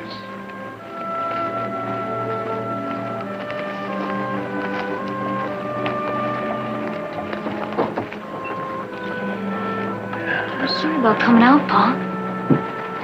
I tried not to. But I heard the shots.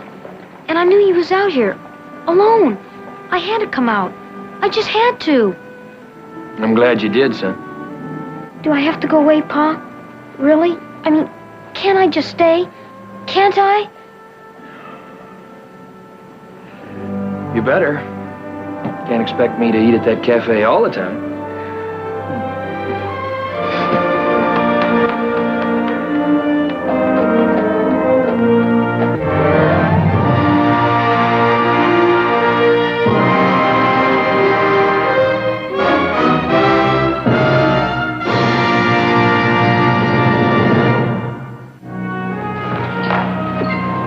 Mr. Barkley, since yesterday, Ling and I owe you much gratitude. Because of this we have talked. We will sell you and Mr. Glover the mine. I'm happy to hear that, Wong Lo. It'll mean a great deal to the town of Rimfire. Money will mean much to us in getting a lawyer. Don't you worry about that. You've already got one at no cost. Not much of a case against you anyway, Wong. Cusack admitted that you did kill Pete in self-defense. Perhaps Ling and I will have roots after all. Well, Dave. Bye, Jared. Thanks for everything. Daniel, I want you to promise to take good care of your paw. Don't you worry, I will.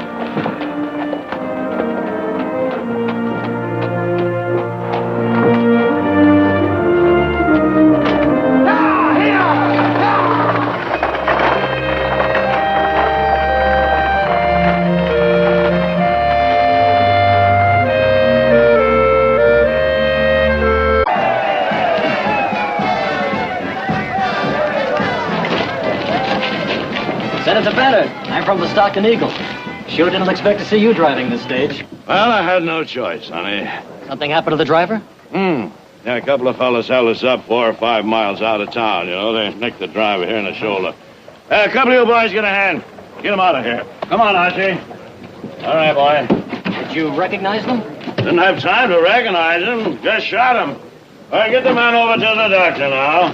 Well, a term in Congress doesn't seem to have spoiled your aim, Senator. Why should it? We're always taking pot shots at one another in the Senate chamber, huh? Well, I certainly didn't expect anything like this. A warm welcome homecoming. I want to thank you, ladies and gentlemen. Yes. Thank you one and all. Stockton Eagle, eh? Well, Senator. Well, now. I hardly expected a welcome from the opposition. I'm not extending one, I assure you. I live here at the hotel. I thought maybe you'd come to bury the hatchet, Your Honor. My party's never going to make peace with gunslinger politics, Bennett. No matter how colorful they may seem. Sometimes I get the feeling that Judge Daggett doesn't approve of me.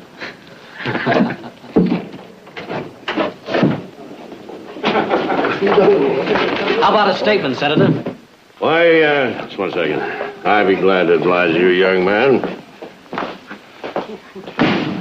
There you. I don't make no bones about it. I've come back to run for re-election. I want the job, I can do the job, and I'm the best doggone man in the world for the job. I'll second that.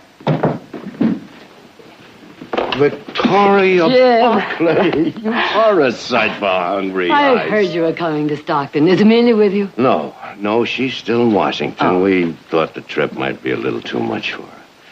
What are you doing here? I thought you'd be at the ranch. Oh, we're having the house renovated, and I'm staying here till it's finished. Family with you? I'm beginning to wonder if I have a family this week. Nick and Heath are out on the range, Jared's staying in the bunkhouse, and Audra's in New York. Little lot in New York. Mm-hmm. We do have a lot of catching up to do. Almost 6 years. Say, what about tonight, dinner, huh? Just the two of us, we can fill in all the gaps. It sounds wonderful. About 7 o'clock in the dining room. Fine. Victoria? Are you still fond of pheasant and a chilled bottle of Chablis? Mm-hmm. And our Chablis was particularly good this past year. It's a shame we can't arrange with a hotel to furnish us with a gypsy orchestra. Your company is enough, Jim. See you.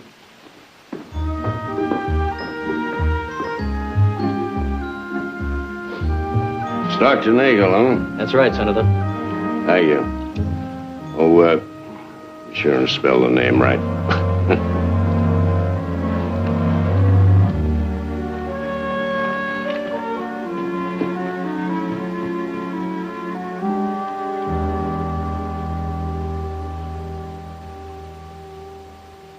I knew Ben had once courted Victoria Barkley before he got married. I never realized their relationship was so close.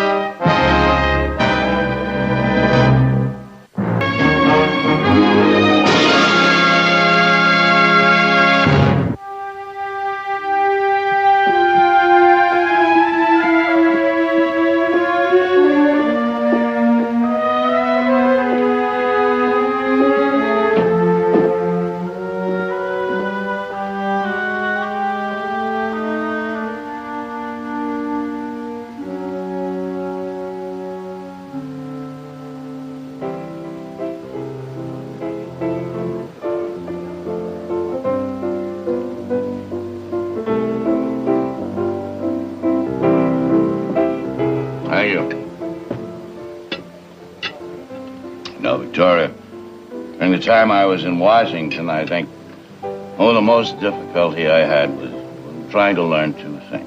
First, how to control my temper, and secondly, how to balance one of those silly little teacups on my knee. Well, apparently you managed both very well. I didn't hear of a single incident while you were in Washington. No, otherwise there wouldn't have been an opposition senator or a teacup left in one piece. You're absolutely right, Victoria. This Chablis is excellent. We had a lot of rain last year, and that makes a great difference. Mm-hmm. Well, it bears out what I've always said. You know, given proper irrigation, there isn't anything you couldn't raise in California. Why, it could be the greatest, the richest agricultural center in the world. Well, I imagine we'll come to that someday. If only we could convince people like William Daggett that the most important problem is water.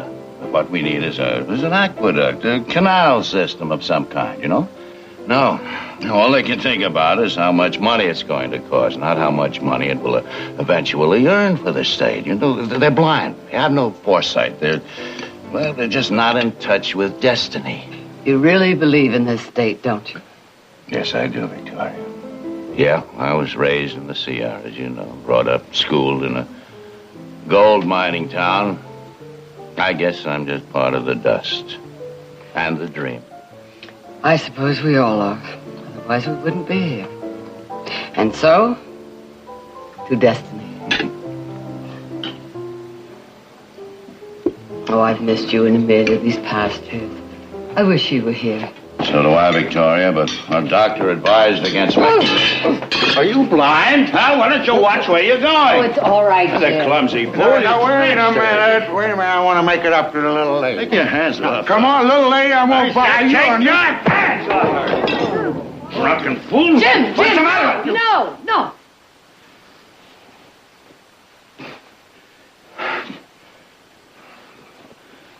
You all right? I had that coming. Sorry, ma'am.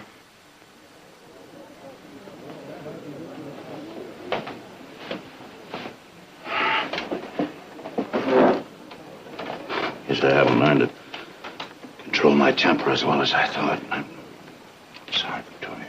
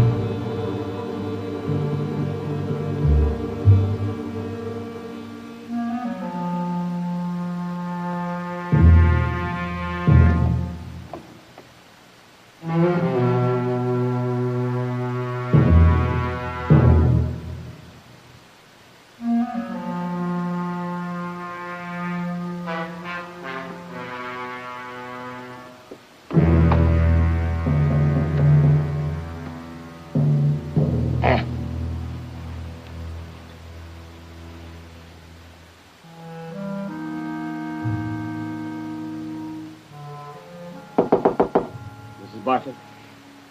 Who is it? Message from Senator Bannard. Just a minute.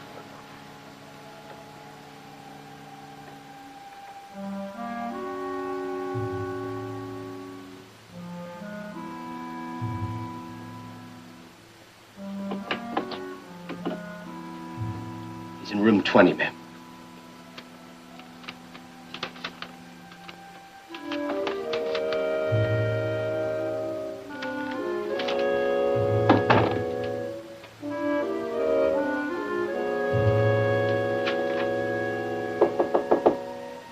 Jim. Huh? Victoria. Oh. Yeah, I'll be right there.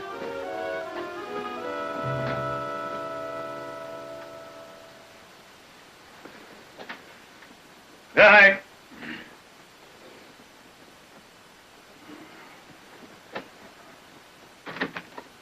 What? What is it? What happened?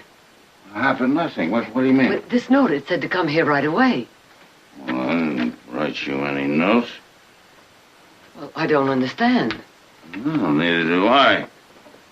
What is this?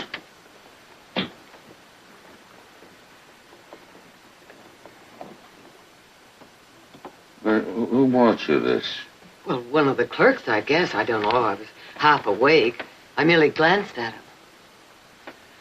Hey, I don't like the looks of this. We better get you back to your room. Hold it, Senator!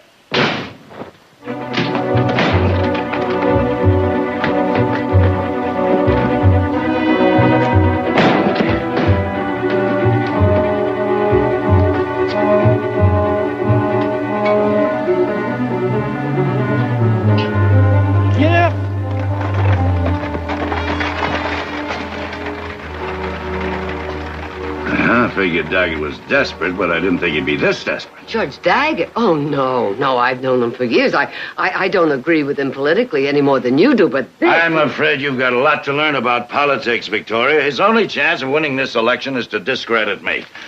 Yeah, it looks like the honorable judge has embarked on a smear campaign. Well, what are you going to do?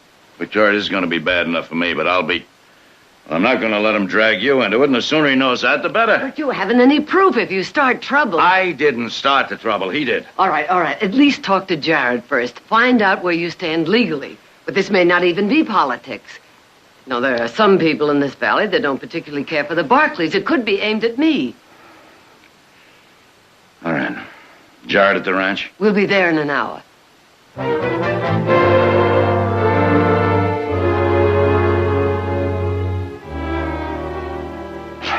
Yeah, he had everything all set up in advance. The camera, ladder at the window, the rig waiting outside the hotel. All he had to do was snap the picture and run. Did you get a look at him? Well, no, the flash kind of blinded our eyes for a minute, Jared, you know, and it all happened so fast. And you're sure there were no witnesses? It was 3 o'clock in the morning.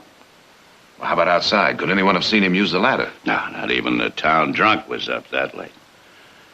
Oh, it was a mighty clever frame, all right.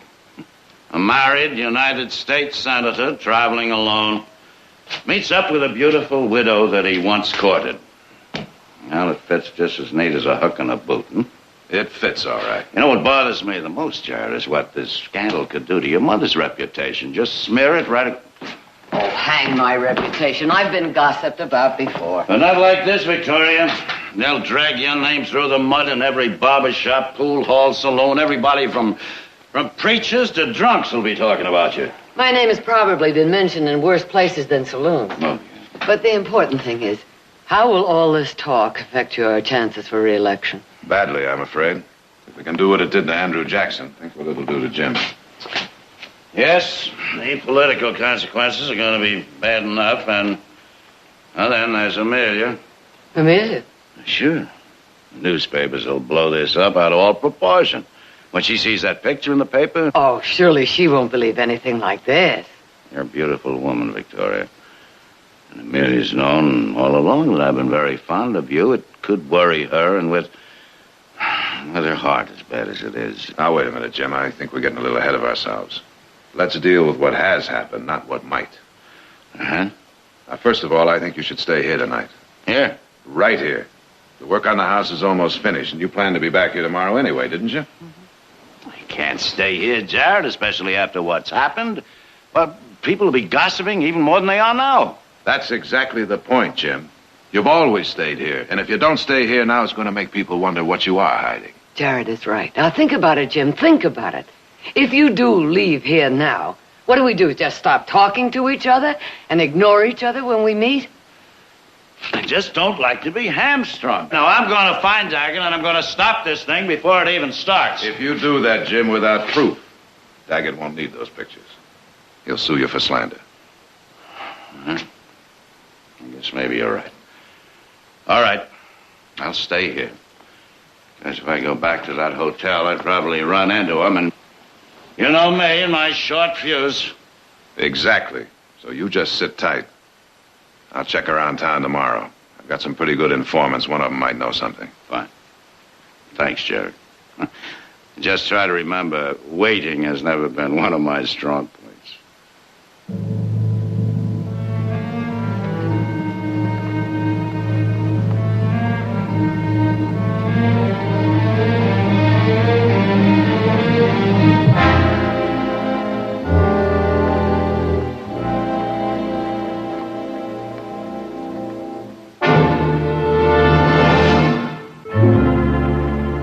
$1, ladies and gentlemen, I'm holding here in my hand, weighs less than half an ounce.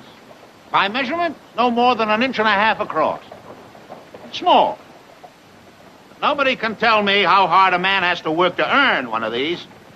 Because you see, my family were farmers. And at a very early age, believe me, I learned what it took to put $1 away in my jeans. I'll tell you something, I haven't forgotten that. I'm not ashamed to say that I value money. And I can't spend $1, mine or yours, without first knowing where that dollar is going and whether I'm going to get a full dollar's value in return.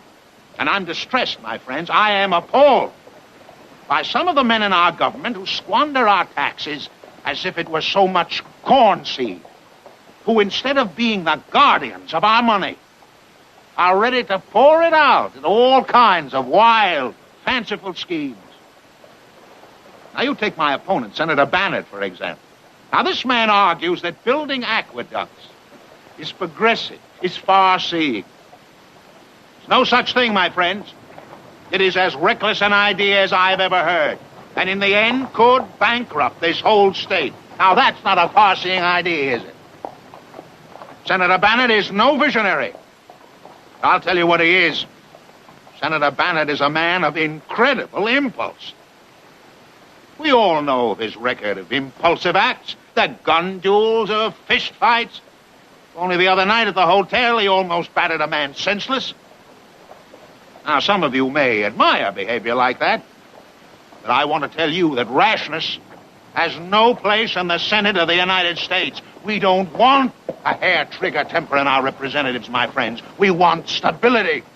We don't want scandal. We want dignity. We want sanity.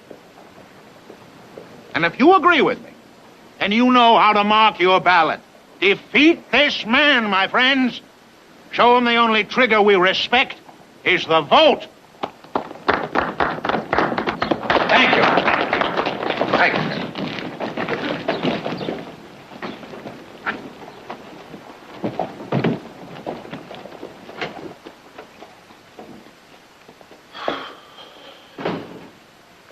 Well, Jared. Hello, Will. Oh, thanks, Sam. Give my best to your wife. Haven't seen you in quite a while. How have you been? Busy, especially with the elections and all. I can imagine. I don't suppose I can count on Barkley's support. Afraid not, Will. Politically, we're still on opposite sides of the fence. Well, that's what makes horse races and elections. I guess so. Oh, I didn't see Bannock at breakfast this morning. I understand he cut quite a figure in the dining room last night. How was he? When I see him, I'll ask.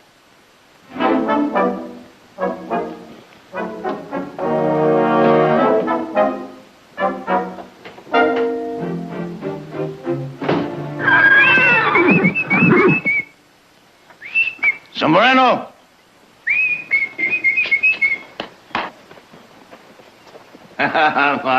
Sombrero. I knew you'd remember me. Look what I got for you. I remember me, old Jimbo. Sure enough, your old trail buddy, you do. Huh? Well, I thought sure enough you would. How you been?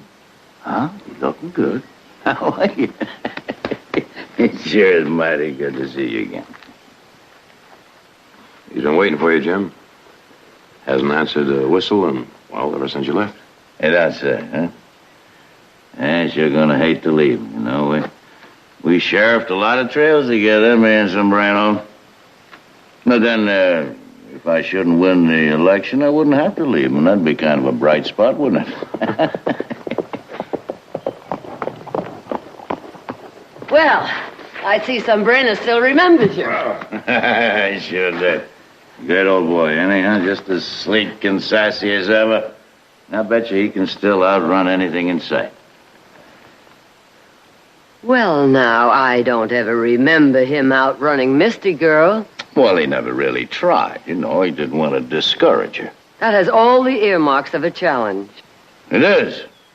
You got a race. Length of the pasture and back? All right. He's getting my saddle out of the barn. Oh, do you think Misty Girl will be able to make it to the end of the pasture and back? Oh, let's go.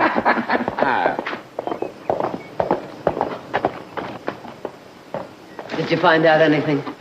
I've only had one day. No luck then, Jared, huh? Not yet, Jim.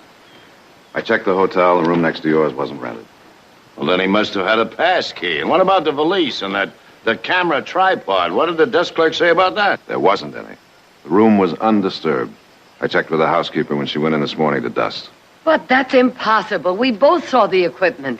Obviously, he had an accomplice. Now, somebody else had to be registered at that hotel to cover up his tracks for him. That brings us right back to Daggett. Not necessarily, Nick. This might answer a few questions for us, Jim. It was left at the hotel desk this morning for you while the clerk was off duty.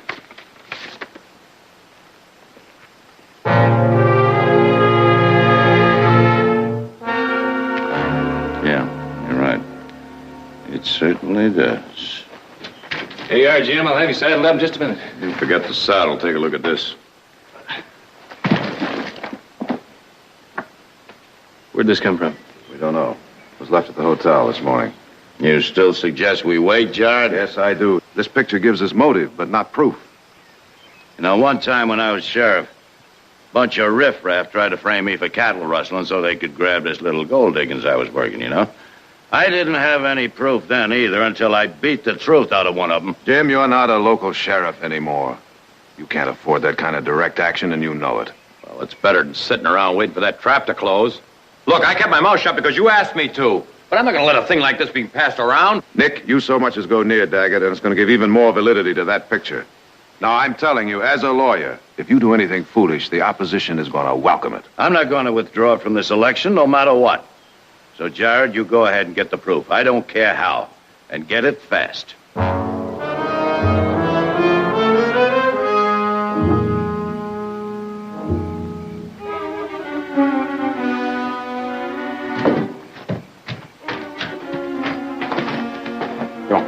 Get over here.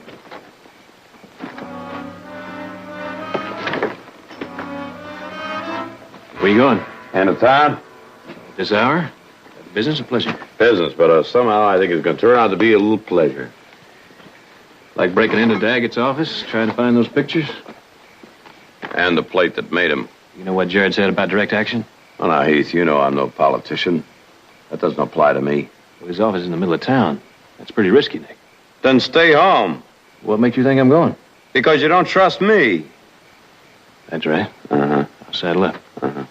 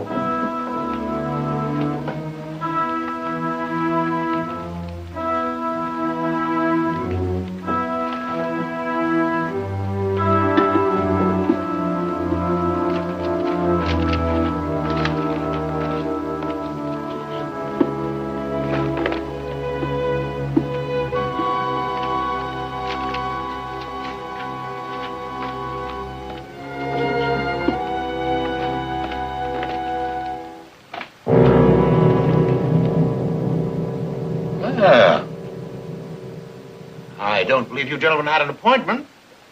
But then, perhaps you Barclays are in the habit of calling in the middle of the night. This isn't exactly a call, Judge. Oh? Well, what then? Oh, yes, apparently you were searching for something. May I ask what? Quit playing possum, Daggett. You know what we're here for. Pictures of my mother and Jim Bannard. Pictures? That's right. Pictures? You gentlemen amaze me more and more. I'm a jurist, not a photographer.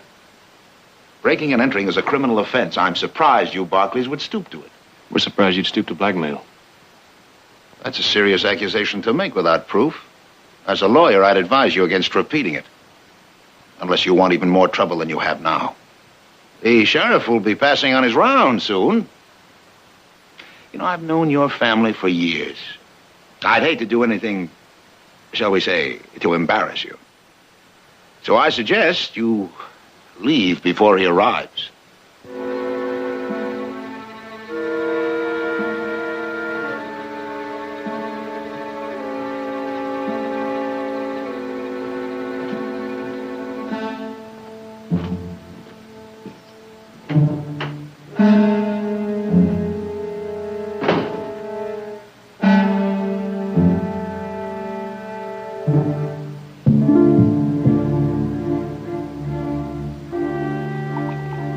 Jared, no sense you getting all riled up. We're just trying to help. Help? Help who? Daggett?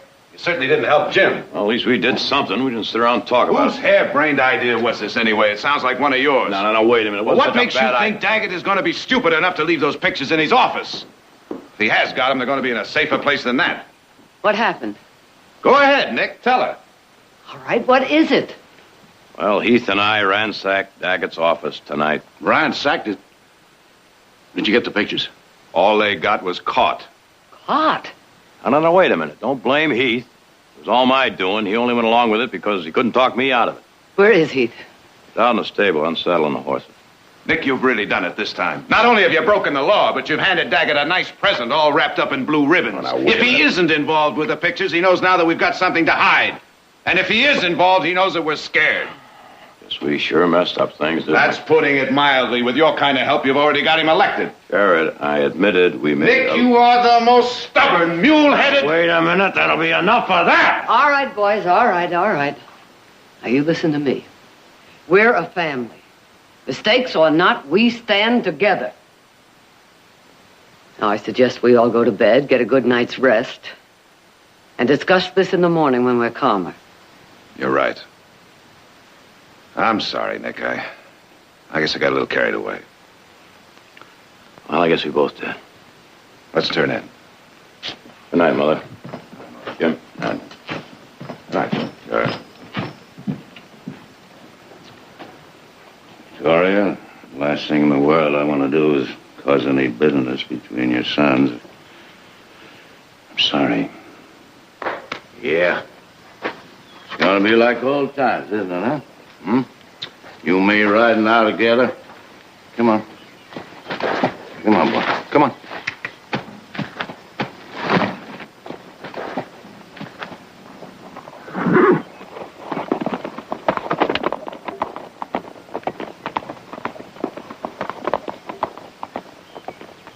Jim! Well, now, where in blazes is he going? Probably going for a ride. This early in the morning? Sure, best time of day to go. Maybe we best follow him. Nick, I think we better mind our own business for a change. Yeah, all right. Well, this is an incriminating picture. I don't wonder that you and the Barclays are concerned about it. You deny seeing this picture before? Are you insinuating that I have? It was pretty obvious from the message on it that the opposition party's behind this. And you are the opposition, Daggett, whether you're willing to admit it or not. Bennett, you seem to be making a pretty serious accusation. I hope you're prepared to prove it. I'm prepared to back it up with action. Ah, action. My dear Senator, without proof, that will be as indiscreet as being photographed in your hotel room with Victoria. Who said it was my hotel? Well, isn't that the obvious place? I simply assume that you and... Is it obvious?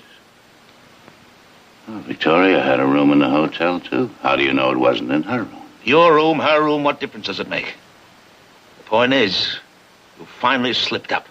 You've finally been caught in something that'll show the voters what an unprincipled man you are. You're a liar and a blackmailer, Daggett.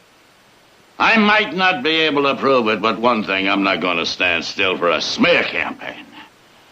If you're going to try and discredit me, you're going to have to do it not only in public, but at gunpoint. Do you understand me, Daggett? At gunpoint. Violence. You think that's the answer to everything, don't you, Bennett? Violence. Well, I'll tell you something. It isn't going to work this time. You're not going to force me into a gun duel with you, no matter what you do. I'll be waiting for you tomorrow morning at the south edge of town, Daggett. And if you're not there, I'm going to come and get you. If you do, you'll meet the sheriff. The sheriff won't be able to keep me away from you forever. Tomorrow morning. I want to remember, the only man who's going to withdraw from this election will be the dead man.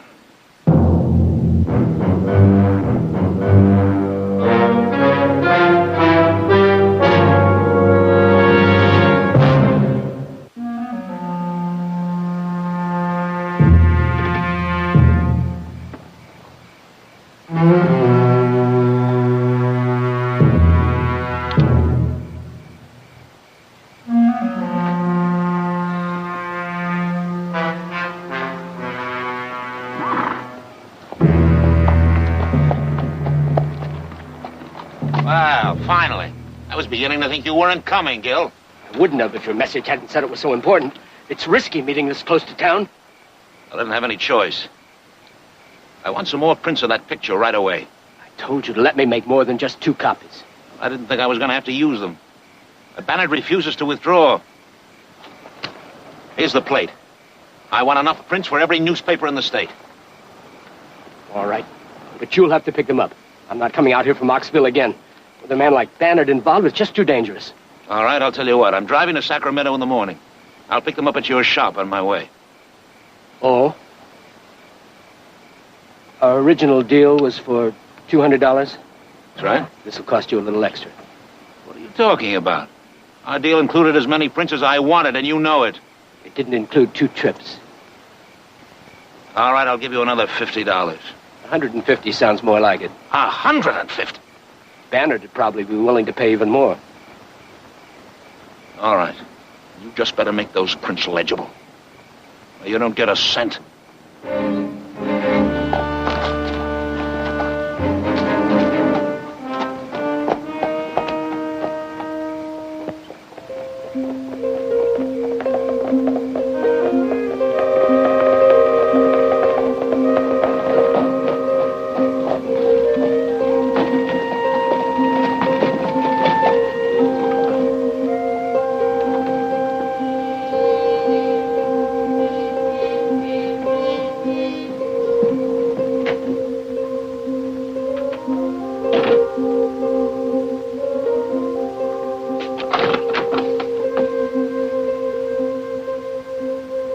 Your clerk said you'd be back in a few minutes, so I decided to wait.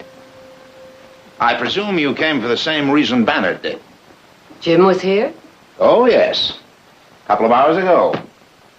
He showed me that rather, shall we say, interesting picture of the two of you. I didn't know he was planning to discuss this with you. We discussed nothing. He insulted and threatened me. That picture is a fraud, Will. I came here to ask you to put a stop to it. Indeed. And what makes you think I could?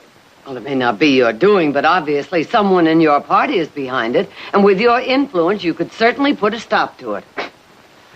Last night, your sons ransacked my office, accused me of arranging for the picture. Now you come in and ask me for my help.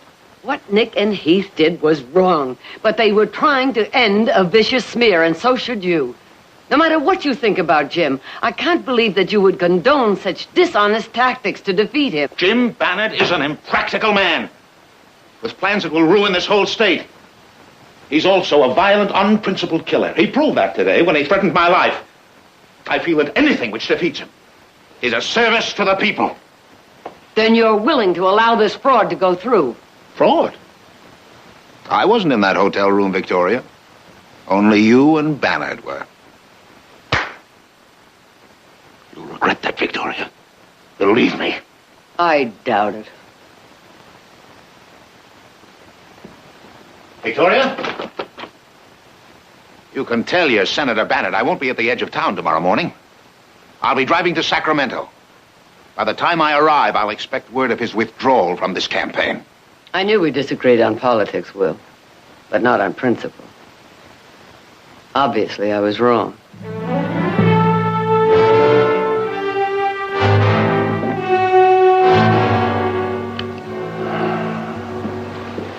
Good morning, Jim. Good morning, Victoria. Breakfast will be ready. What are you doing?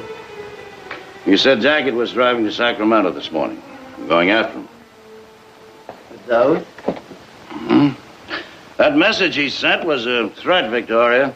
It was carefully disguised, yes, I'll admit, but nevertheless a threat. So are those pistols. At least they're honest. Daggett is not going to fight a duel with you. He told you that yesterday. And I'll just have to make him change his mind.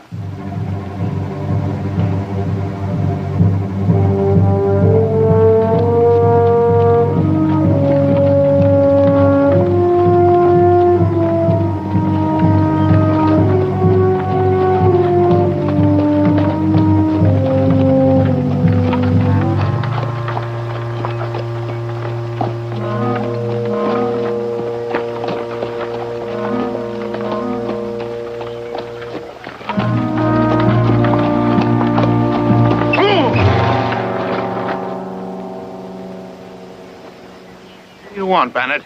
Victoria gave me your message, Daggett. I'm here to give you one last chance to settle this thing honorably. Honorably? Well, I couldn't outdraw you, and you know it. All right? We'll even the odds. I'll give you first shot with a dueling pistol.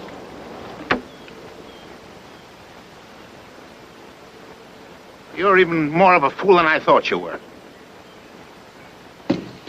I don't deal in guns. Get out of my way, Bannard. Very well. You leave me no choice. But first, I'm going to have to relieve you of those pictures.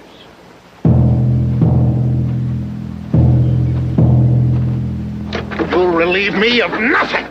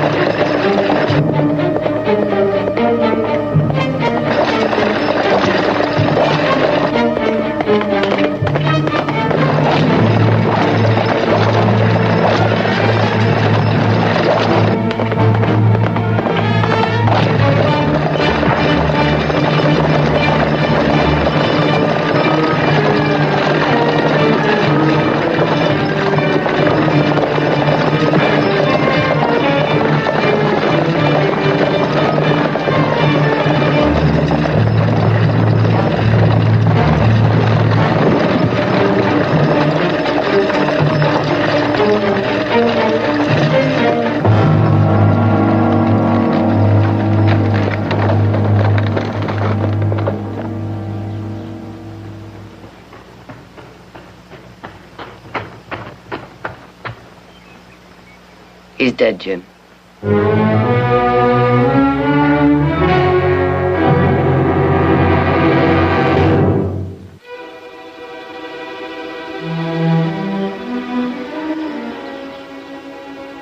Gotta find those pictures.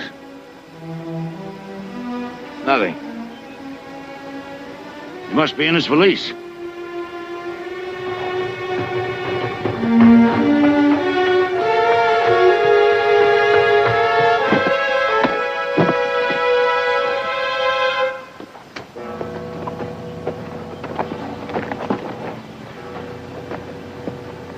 Got to be in here.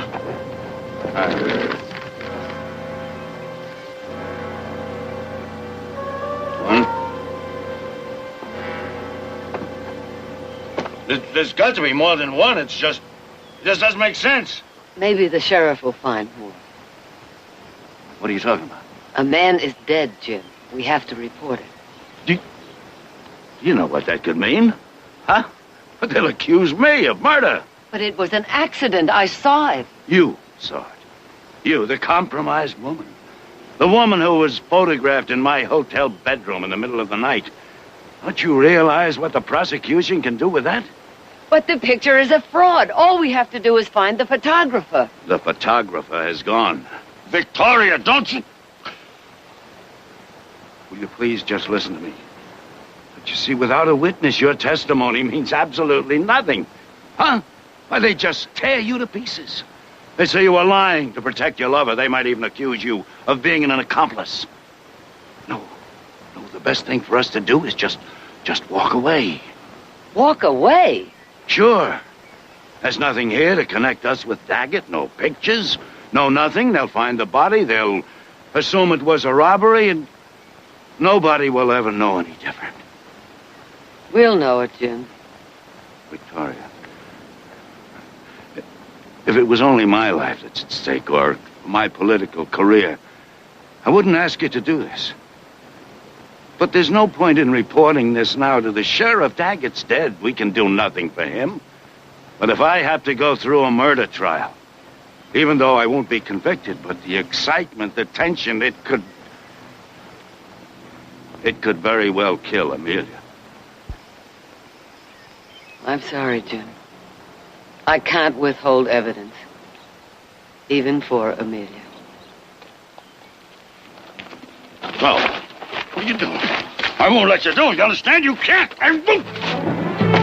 You think... Tori. Oh. Forgive me.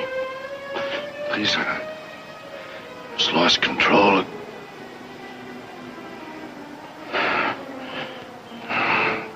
Do what you have to do.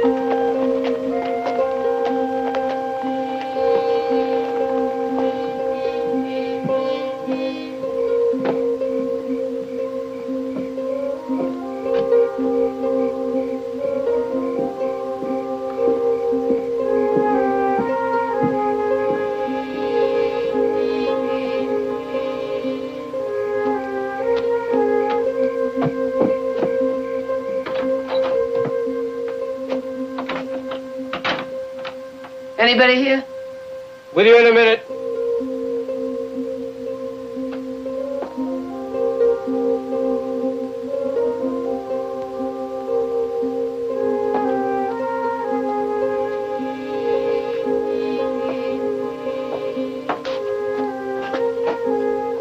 Good evening, ma'am. What can I do for you?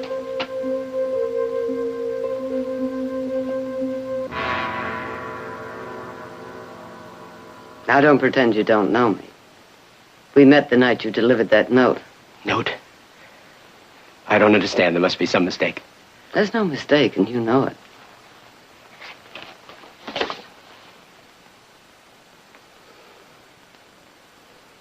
How'd you find me? Judge Daggett is dead. This picture was found in his valise. Daggett is dead? It was an accident. What kind of accident? Was Bannard involved? Yes. But it didn't happen the way you think. I saw it. Now, I need your help. Unless I can prove that this picture is a fraud, my testimony won't mean a thing. Oh, no. I'm not getting mixed up in any murder. I've got enough trouble. You're indirectly responsible for this tragedy. One man is dead and another's life is at stake. Doesn't that mean anything to you? Not when it's him or me. You know, just being part of a blackmail plan is a jail offense. And it wouldn't be my first one. All right. If you won't testify willingly, I'll have you subpoenaed. I'm getting out of here just as fast as I can. You won't get very far. Once I report this, every sheriff in this state will be after you.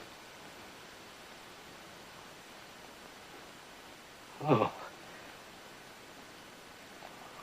Well, we can't have that, can we? Not for a while. Not for quite a while.